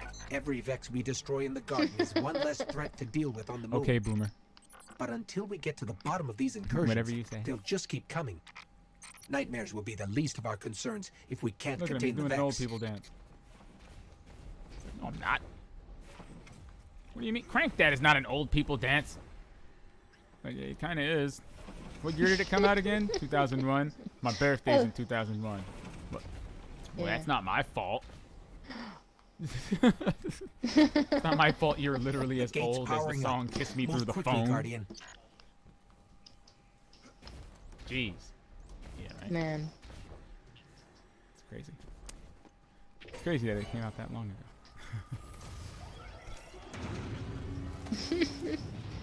Oh my God, man! There are people who were born in 2001 that are like 19 now. Walking the earth as 19-year-olds.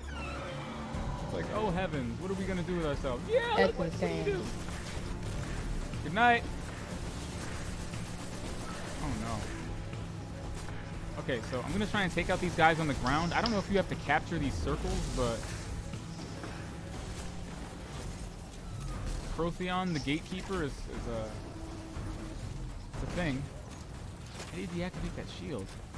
Yeah. Maybe something is gonna pop up that'll allow us to, yeah, like this Minotaur. Maybe this Minotaur drops something that we have to throw at this guy to destroy his shield. He's called a gate technician. I'm assuming if you kill him while he's in the gate. Oh, I'm about to pop my. No, the craniums. Maybe you eat his shield alive with the craniums. Oh yeah, the craniums. Yup. I'm doing that. Yep. I took. Me too. Me too. Yeah. All right. All right. So now we know. I'll take that cranium, please. Thank you. All right. I think one more full cranium should do it.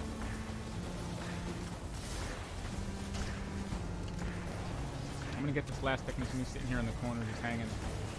Man, you better give me them brain meats. Give me that brain stem.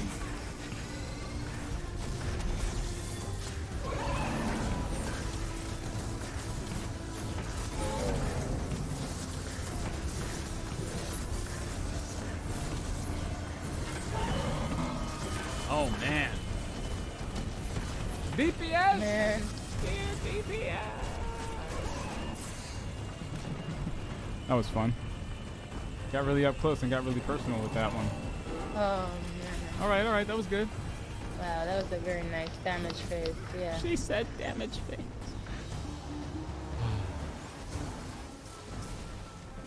Like I said, when I was saying that FPSs were the new zeitgeist, there was a time when you swore you would never play this type of game.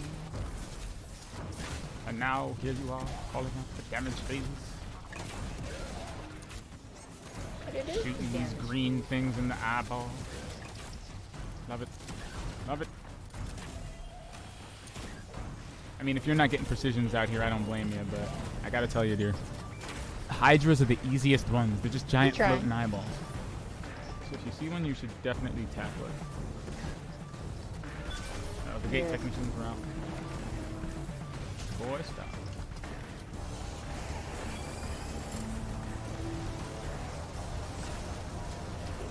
I'm sorry, harpies, not hydras. Uh-oh. Guardian down. Harpies? Are you close? I see you. I got you. Is that a void detonator on my chest? Oh no, I'm gonna explode.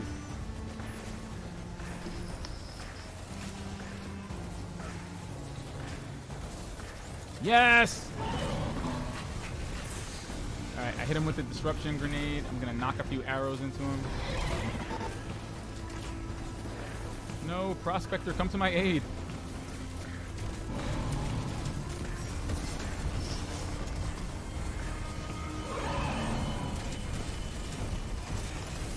Oh, this is amazing.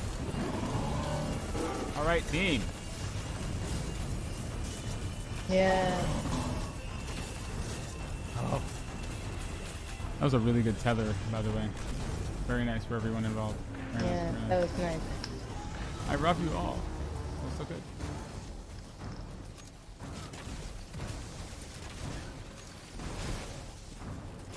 And that was a very nice Willow Radiant. It was. Very nicely placed. I just ran through a crowd of exploding things. I don't know what life is anymore. Oh! OD Don Doggy, you will live, sir.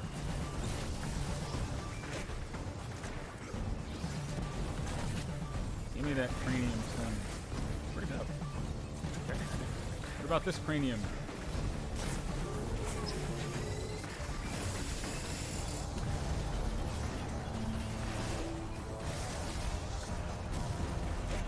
You know how they always say that, you know, the antagonists in a horror movie aren't so much about the antagonist as it is what they represent.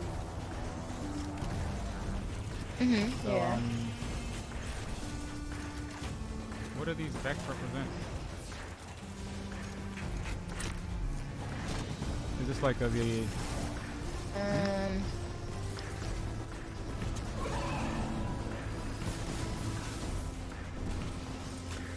Come on, the last arrow belongs to me! Oh, it does though. Wow, they just dropped me 4 weapons. Subjunctive, imperative, adaptative, and optative. We did it. Jeebus. That won't stop the incursions, but it'll buy us some time. Very nice. And we got the data we need. Oh, Transferring to Ikora Ikora It's a now. quest step. Let's get back to the tower. Hey, we have something for Ikora. Wow, there's just loot everywhere. Yeah. Ah, more optative. And substitutional alloy greaves. You know, they gave us all that armor for free with the season pass. Or they're giving it to us, you know. Yeah. I actually didn't unlock some of them right away because I noticed the level on them goes up over time. Yeah, they go up. Yeah. They do, So that's I just sat true. on a couple of them like, hey, I'm not going to pull this out until I'm 950. And now all of them are capped at 950, so I'm like, yes. I did the same thing with the exotic engram that was on there. I waited. I just left it there. And lo and behold, a 950 Lord of Wolves. Now we return to Ikora. Does that mean we just made story progress? Let me see where I'm at on this quest. We did. My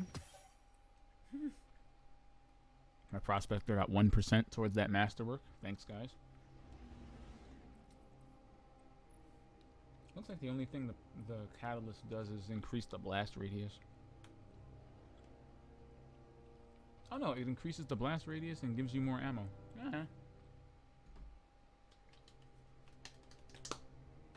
I like it more when a... Are we doing another one, or are we going to the tower? We should go to the tower. I was gonna say, then if so, you should hit B. But yeah, you see my emblem? Yeah, what is It's the that? emblem for the Nakra strike. You get the emblem when you get like a high high score on Nightfall the Ordeal, and then you unlock things on the emblem the more high scores you get. So the first time I got it for getting a high score, Ooh, and that's then they cool. gave me the aura for getting over 100,000. It just changes around a little bit. I thought that's pretty cool. I kind of want to put my Festival of the Lost one back on. But Festival of the Lost one doesn't give me a purple crown. Oh, and apparently if you upgrade it all the way, you get like increased Vanguard token drops for you and your fire team when you play this strike. Ooh, very nice. Stick with me, kid. We got this. So, how do you feel? I'll take your places. Yeah, I bet. Take all my drops. So, tell me, how do you feel about Festival of the Lost 2019 so far? Do you feel that it's been pretty substantial, pretty rewarding? It was fun. Yeah. I mean, it's not gonna. I think this is the last week of it, but it's not over yet. I think this is on reset. This is gonna be the last week. But you know, one thing that Yes, which is more than 3 generous. weeks is cool. But you know what I like the most, to be honest? I really like that a major complaint about the Haunted Forest last year was that it was kind of static. And like once you played it once, you've kind of played it all the time. And I really appreciate that this year it kind of lived up to that reputation. It is random. The layout of that thing is constantly changing. The enemy placement, where the enemies are, the presence of the unyielding toenail. It feels. The unyielding. What else to call it here? I'm sorry, but I really like that it lived up to its premise, and that it's actually pretty engaging and fun to do over and over and over. You know. I can kind of take umbrage with the fact that a lot of the meatier and cooler looking drops, like the skeleton armor suits and everything, are paid Eververse items. But I think as far as the things you can get with Bright Dust, I feel are the most important things. The ghost shells, the broom sparrow. You can get those things without paying for them. Because I noticed week 1, the broom was 800 silver. And this week, you could buy the broom for Bright Dust. So I think it's very cool that some of the rarer... Yeah, the broom is like, I think, like 1,800 or 2,200 Bright Dust. But I like that they gave you the option to do both, like to do whichever one you wanted to. If you did genuinely just wanted to get it, you could pay money for it. If you didn't, if you wanted to earn it, you know, you had that option. But they didn't just lock everything behind the paywall. I had to get that dance too. That dance I saw you doing the other day. Yeah, I kind of had to. Yeah, I had to get the bone daddy. Yeah, I had to get it. So now we can do that together. We can coordinate. Ooh, there's an exotic engram in here. When did an exotic engram pop out of one of these things? Oh my gosh, what am I gonna get? It's an exotic engram, dear. What's gonna come out of it?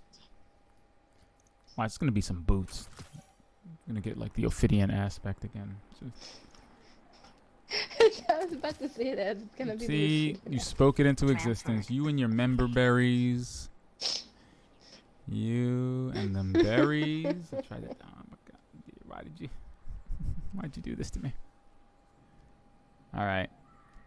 Are you crossing the appropriate number of limbs? Cause. Yes. You know, I'm just saying. All right. Just gonna exhale here for a second. Okay. All right, let's check this beast. And it's done. It's a pair of gauntlets. They're called the Ursa Furiosa. I have them already. They give you extra super energy if you block with the Sentinel Shield. Like if you block it in the middle of your super, you'll gain super energy from blocking. That's cool. That's pretty alright. Okay. But to be honest, if you want me to be honest about it, okay, you find me hard pressed to not use the Doomfang Pauldron in every situation imaginable. I mean, it's just the Doomfang. But there's a silver lining here. The Ursa Furiosa that just dropped is void, which makes a lot more sense because before I had it as an arc piece of armor. I was like, oh yeah, I'm gonna use the Ursa Furiosa when I'm an elbow titan. Yeah, no, I'm not. I'm not gonna do that. People don't do that. Yeah, no. I don't know. The elements seem weird. Like they make sense. They make sense, but they also have benefits if you use them with the right class. So I'm not gonna have a. I mean, it's meant for. What's it called? It's meant to be used with an Arc Strider. Might as well infuse it into something. Like my Solstice gauntlets. Yeah. Yeah. I watched Kermit the what? What's that silence? Nothing. I hear you. I can hear you breathing. Okay. Yeah. I mean, you know. Listen, to add to your point, I very much liked the Festival of the Lost this year. It was very fun, very pervasive, in that they had bounties for everything. So you didn't necessarily have to play the forest in order to get, in order to get all the candy and everything. You could really just get candy by doing whatever you wanted. And I think that's nice, not locking you into a single activity that may melt your brain. So far, Prognosis. Yes, so far, Prognosis is good. I think Bungie is handling all of these extracurricular events and side things very, very, very ably and pragmatically. They're letting you choose how to play this game and just, letting you reap the rewards for it. That's great. That's great because the game, as far as I can tell, still feels pretty darn rewarding. Liking these weapons, even though they look like moss-covered versions of Curse of Osiris weapons. Who's slacking? Luke Smith. Do we have to have words? Luke Smith. It may be necessary. Who's slacking over at the Bungie office, Luke? Inquiring minds want to know. I mean, this moss weapon looks cool, don't get me wrong, but it's clearly a Curse of Osiris scout rifle, okay? I can see it. Which arguably is not too far off. See it with your own eye. I see it with my own. Listen, okay? If you're going to deal with me, okay, you're going to have to learn to keep both eyes open. He had the other eye the whole time. Oh my gosh, I guess Goose didn't scratch it out entirely. Oof. It's a solo. That's a solo tier explanation I did not want or need. That's what we call demon cat. Nope, a Flurian. Nope, that's what we call a solo tier origin story, where you kind of wish you hadn't heard it or seen it, because now that means it exists. Yeah. Like my mother brought up in a conversation that I had with her earlier this week. You know, in Winter Soldier, Nick Fury turns to Captain America and is like, "Last time I trusted someone, I lost an eye." And the narrative potential of that is quite, frankly, limitless. Limitless narrative potential. The last time Nick Fury trusted someone? What was he doing? Where was he? Was this during his time in the Howling Commandos? Was he out in the field? Was he undercover? How did he lose his eye? There's so many possibilities. The multiverse is screaming right now. And some galaxy brain said, it was a cat. What if it was a cat? And I think Kevin Feige was nodding off during that table read, during that, I think, and they took his nodding off to be an actual nod, like he signed off on it. Yeah. Nah, we all know it was a cat. The cardboard standee in Best Buy says, has a hot take from someone that says, "One of the coolest cats in movie history." And I thought to myself, wow, do we have so little to say about the content of this actual movie that someone was quoted complimenting Goose? Goose? Yes, I believe Goose was collectively in the movie for 10 minutes. He was a cameo. That's like saying about Guardians of the Galaxy, Howard the Duck is one of the coolest ducks ever. And you're like, wait, but what? What? Howard the... Oh, okay. That's what he got out of it. All right. There are no wrong... Cool No. The coolest ducks in movie history. You gotta throw that on top of it, because he said in movie history. He quantified the whole of movies when he said that. All right, he brought that to our doorstep.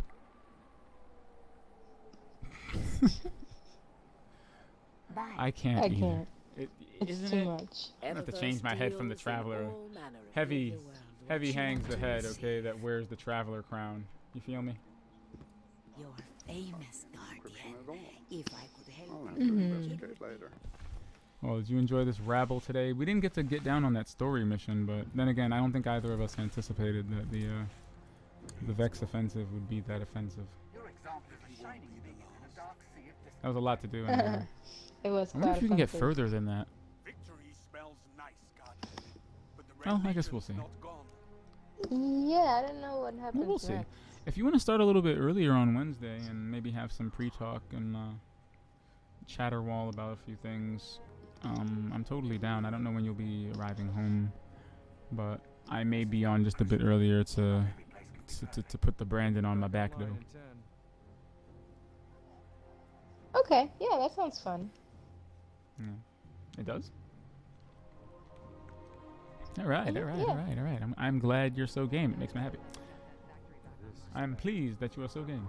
I don't want to be the one who tells the executor about this. Oh, my next power bonus is in 600,000 experience. Okay, maybe not. It's pretty far off. It's pretty far off. Let me dial that back a bit. Okay. All right. I'm back to my normal level of enthusiasm. Sorry about that. I lost my way for a second. All right, well, that was a lot of fun. You lost your way. That was fun. I mean, as far as the grind goes, I think we did the darn thing for all the right reasons. I hope you got through a lot of your bounties. Oh, that's why I got so many weapons. I did. All those little green bounties I was holding for the Vex offensive that would give me weapons. Those were all the weapons that dropped at the end. I've been holding those. I was holding those for so long. Great, now I can pick up more bounties. Jeez. Okay. All right, that's fantastic. Oh no! Wait. Yeah. All right, wait. Before we go, you want to go to the moon and get the? You just want to go and pick up the thing? The Xenophage quest. You just want to go and pick it up? Yeah, it'll take like a minute and a half, 2 minutes at the most, and then we can outro while we're doing that. Because I don't want to lead. It's a quest, so. I should have known something was up when I was carrying 24 bounties. Look at that. Mm-hmm. Do you have something for me, Guardian? That can't be right. Who's got the quest? Okay, so you find it. Well, no, you find it in the Scarlet Keep. You know that area that Eris is hanging out in whenever she has a memory? Yeah, so they said you can do it one of two ways. You can either just take the easy way there by really just jumping into the...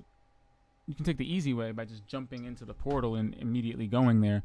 Or if the portal's not there, we're just going to have to take the long way around and just go into the Scarlet Keep the old-fashioned way. Where did you fast travel to Sanctuary, or did you fast travel to the...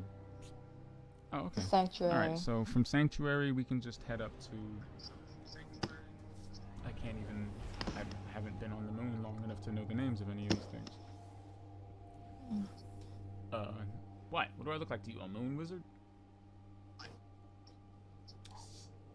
Actually, yes, you do. I'm gonna bite you. Sorrow's Harbor. That's what it's called. Oh, Okay. We already did the weekly story. Good. That's right, it was the last mission in the game, wasn't it? We were talking about that. Yep. Oh yeah, we did that. Yes, we did that on the bonus episode on Friday.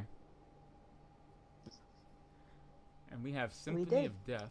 That's a quest. That's the quest to get the I think it's called the Deathbringer. And we're gonna... Oh, that's cool. And we're gonna go pick up the first step for the Xenophage. I think that's the name of the weapon, the Xenophage. For the Xenophage quest, we're gonna pick up the first step for that right now. Okay.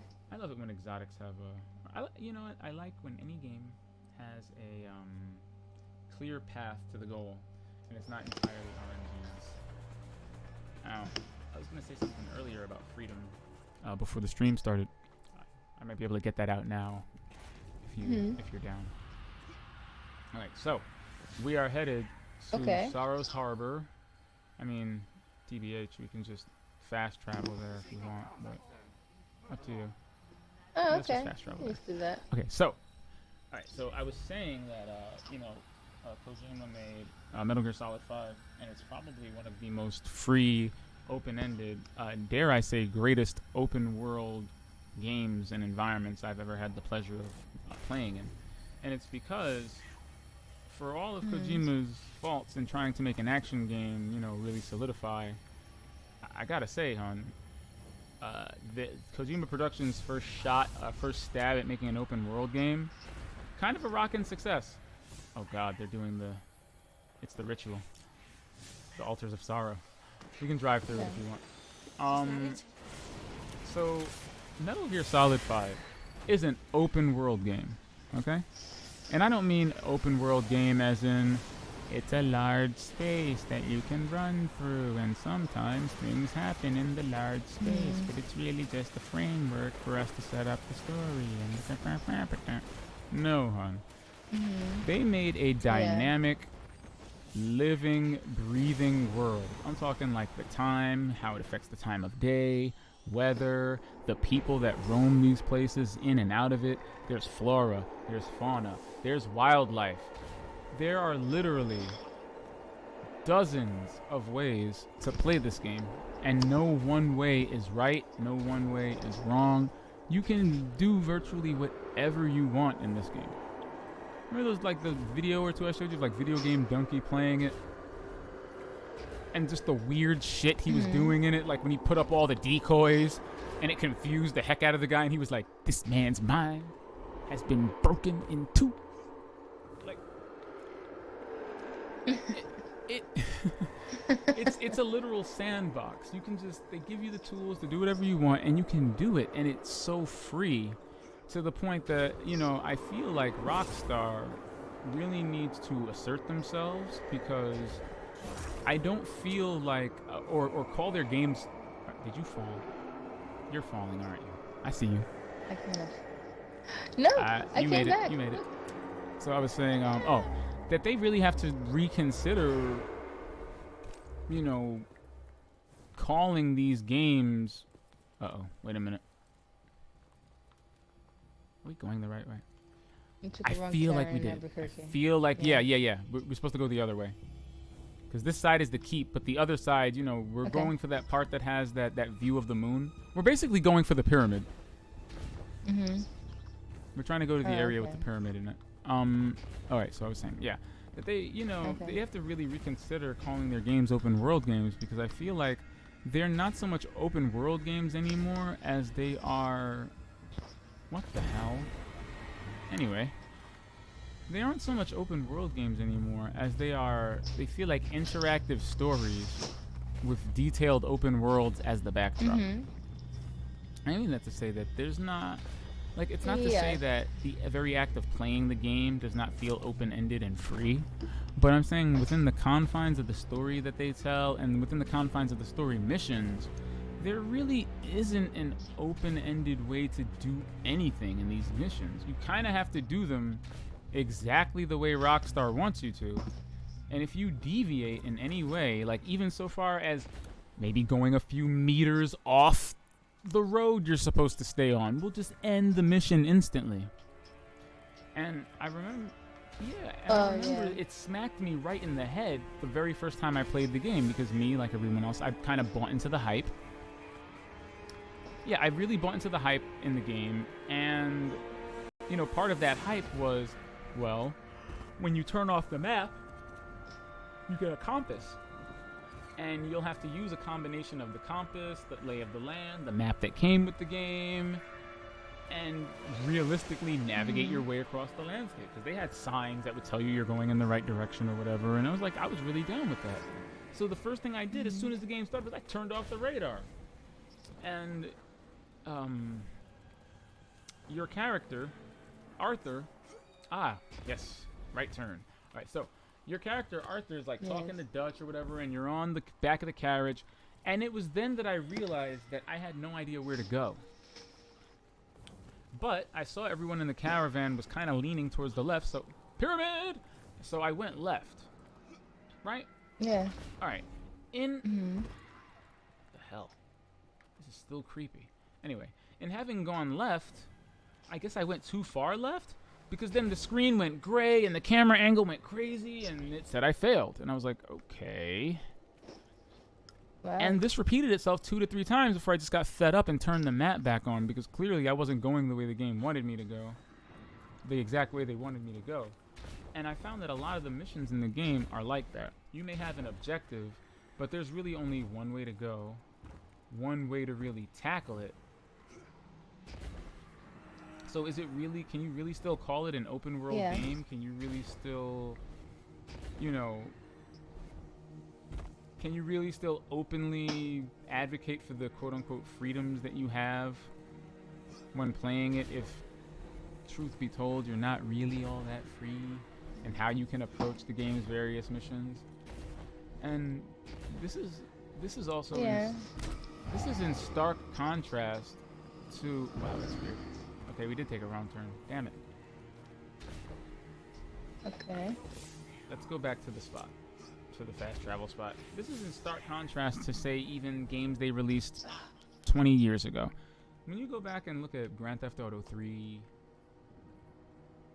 and games of its ilk, like, I remember playing Grand Theft Auto 3, and there's like a mission where this guy is picking up a prostitute. He picks up the prostitute, then he drives away with her, and while they're getting while they're doing the horizontal cha-cha, you're supposed to kill him, like him and him alone, not the prostitute. You're supposed to kill him while he's like distracted by this by this woman. Your whole the mission basically boils down to you have to kill this guy. Realistically, that's what it is. So dear, yeah, I remember my friends and I having all varying stories about how we were going to accomplish this. Like, one of my friends did the story, did the mission the way they told him to. He waited for the woman to get in his car. He waited it out. And then, you know, right when he was distracted, boom, sniped him, got him. Mission complete. Right? My friend alright, I played it. I lacked patience. I lacked patience at the time, okay? I did not wait for him to get into his car and drive away with this woman just so I could follow them somewhere else and kill him. I lacked patience, okay? So as he was leaving the building with this woman, I just shot into the air, which made everybody freak out, which made him run away. And while he was running, I just shot him in the butt. And that was how I killed him. I caused a panic and just kind of shot him in the kerfuffle. Oh dear. It was what Jabari had done. A good friend had done.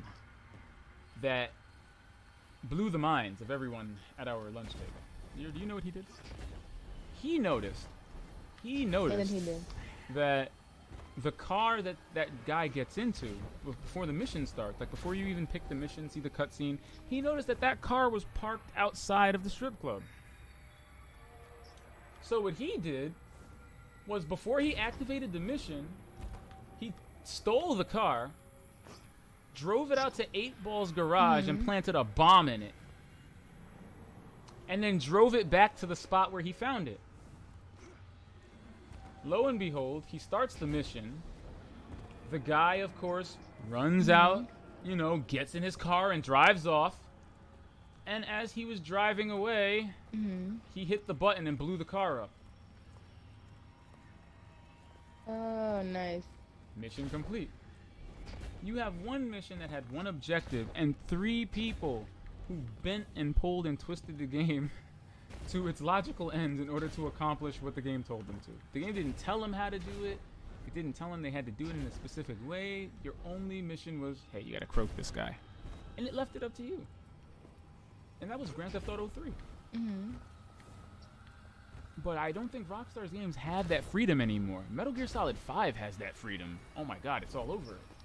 But Rockstar, as their games have gotten more and more realistic looking, they've also gotten narrower in terms of ambition and the kind of actions that you can perform, you know, while engaging with them. Alright, I failed this, deer. Next time I will pay more attention to the crab. I don't know how to, even though I literally sent you the video as a text message. Even though I sent you the video myself, I have failed you. Sorry. Let me watch this thing. Let's go back to the fast travel point. But yeah, that's to say, I hope they pull that together. Like, I really want to play the next Grand Theft Auto, and I enjoyed the hell out of Red Dead. I think it tells an amazing story, and it's a technological marvel. But I think the open world aspect of the game, as it relates to the story, doesn't really exist anymore. It does not seem to exist anymore at all. I don't know if it's just me, Boo. Well, I mean, there are other games who are like that too. Resident Evil. I'm sorry, not Resident Evil. Grand Theft Auto 5 was like that. And I mean, I don't know if that's also another ambitious stab by Rockstar. Like I said, as their games have gotten more realistic, yeah. That's why I brought up Grand Theft Auto 3. I don't think the games have been like that. Like, I think 4 is where they stopped being like that, in service of the narrative and in service of the world building. They stopped. That's when they started to be less open-ended overall. Okay, I see it. All right. So, all right, we completely went the right way. The only thing that was kind of broken was our approach. So instead of zagging, we should have kind of zigged a little bit. All right, I see it. So there's a drop off in front of a crystal. Instead of going around the crystal on the left side, we have to jump over said crystal. Let's do it. Okay. But yeah. I think that's probably when I noticed them getting more restrictive around 4, which again told a great story, but that was the first time that I personally noticed how incongruous it was, because you know it goes out of its way to paint Nico Bellic as this, you know, generally well-meaning but violent sociopathic person who intrinsically doesn't like violence, does not like to exercise violence because of the way he was used as a child soldier. But then at the same time, you can take this character and go on a killing spree with him, or engage in a mission where he has to like kill them dead, and kill hundreds of people. It, you know, it doesn't align with who you're telling me this character is.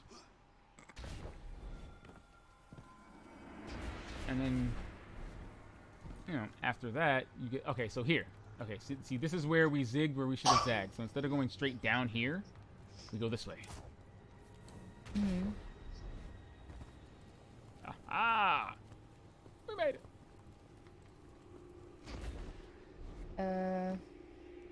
I'm not sure where you went. I said you have to jump over the light bulb instead of going to the... Follow the shoulders. Follow them. Oh, there you are. All right. See, the shoulder knows. Okay, so the scuttlebutt says, now that we're here, so people, you have to walk up to these statues, and people found the most success activating them in like counterclock or clockwise order. So you activate that one, and you activate that one, then you activate this one, and then you activate this 4th one, and then there should be a chest. I said a chest. Wait, there it is. Do you see it? Chest. Collect loot. Woo! Ooh. Emergence. And that is the first step of the quest for the Xenophage. But yeah, I am going to be very curious about whatever Rockstar announces next, because I hope it has the spirit of those older games embedded in it. Kojima showed that it can be done in spades, and Saints Row, while almost as tightly regimented, still gives you a lot of leeway in terms of how you do any of the crazy shit you're tasked with doing in that game. I consider Saints Row 4 to be an underrated masterpiece. Very, very underrated. Very underrated game. It is an amazing, dare I say, you know, Trey and Matt level parody of not only open world games or games like Saints Row, but just gaming and the gaming industry in general. You know, I don't know if you recognize the very first mission of the game basically being a parody of a Modern Warfare mission. Yeah, see. No. There's riffing all over the game. It's embedded in the game's DNA, from the mechanics to the missions to everything you do in it. It's hysterical. You know, you even get to talk to the people on your ship. And the people on your ship that you talk to have dialogue trees that you can engage in. Sound familiar? That's cool.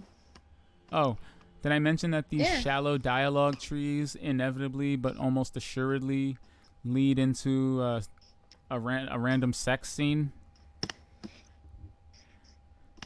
Is it on the nose enough yet? Ew. They're making fun of Mass Effect. Yeah. Stuff like that is all over the game. I can't believe they wrote it the way they did. It goes to show you, dear, taking away people's budgets makes them riotously creative. Yeah, some people, that's for sure. Well, you remember, like, Saints Row 4 had, like, alright. Yeah. shoelace budget. I don't even want to call it shoestring. It was an expansion that grew out of control. Like, it was not supposed to be a sequel at all. Yeah, I remember that. They took what little they had, and even though they reused the same city, they made it work. They made it twerk. We may play that one day. We started, but we never finished it. Yeah. All right. All right. Now that we have something to tackle on the next episode, I think it is that time to close up the director. Indeed. To dance in front of the pyramid, and to prepare for Eris's next memory.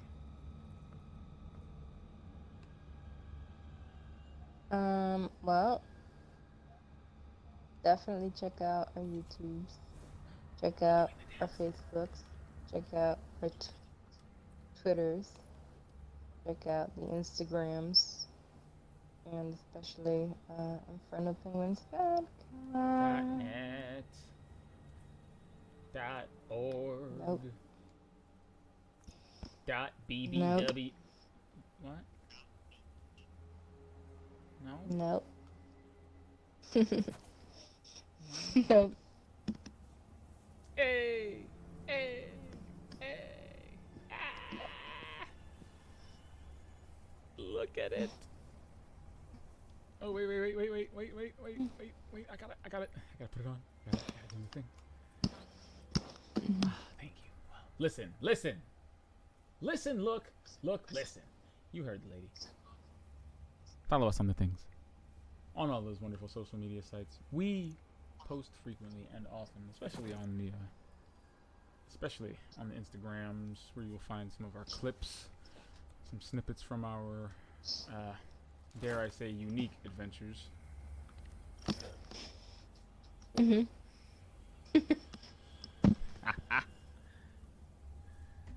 Do subscribe.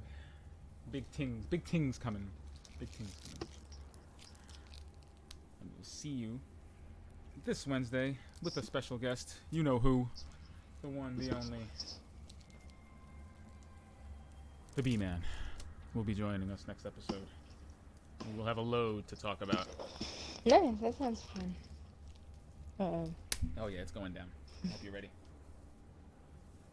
With that having been said, I'm Expert Penguin. As always, the greatest co-op partner since the collapse. Inferno Master. Good night, everybody. Good night, everybody. Come on. Alright, you're really into... Oh my god, what is that head? Are you callous? Oh, Go. good lord. You look like an M&M. You look like a dancing M&M. I don't know how to deal with this right now. Who allowed this? Oh, actually, you're right. It is colors. Because gold would be like white. Alright, good. I was like, what? Looking like a gumdrop. I'll do you one better. I will take your callus and raise you a... There we go. Hey, look, I'm Zell.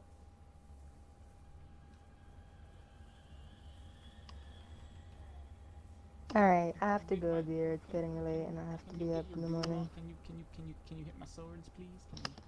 Can we cross swords? Remember, if balls are touching, you know, as long as balls aren't touching, it's not, you know. We can cross swords. Woo! That is so cool. Alright. Good night, everybody. Good night, Dave. Good night. Good night, love. I'm gonna jump into this pyramid. Wish me luck. Alright. The pyramid was a mistake.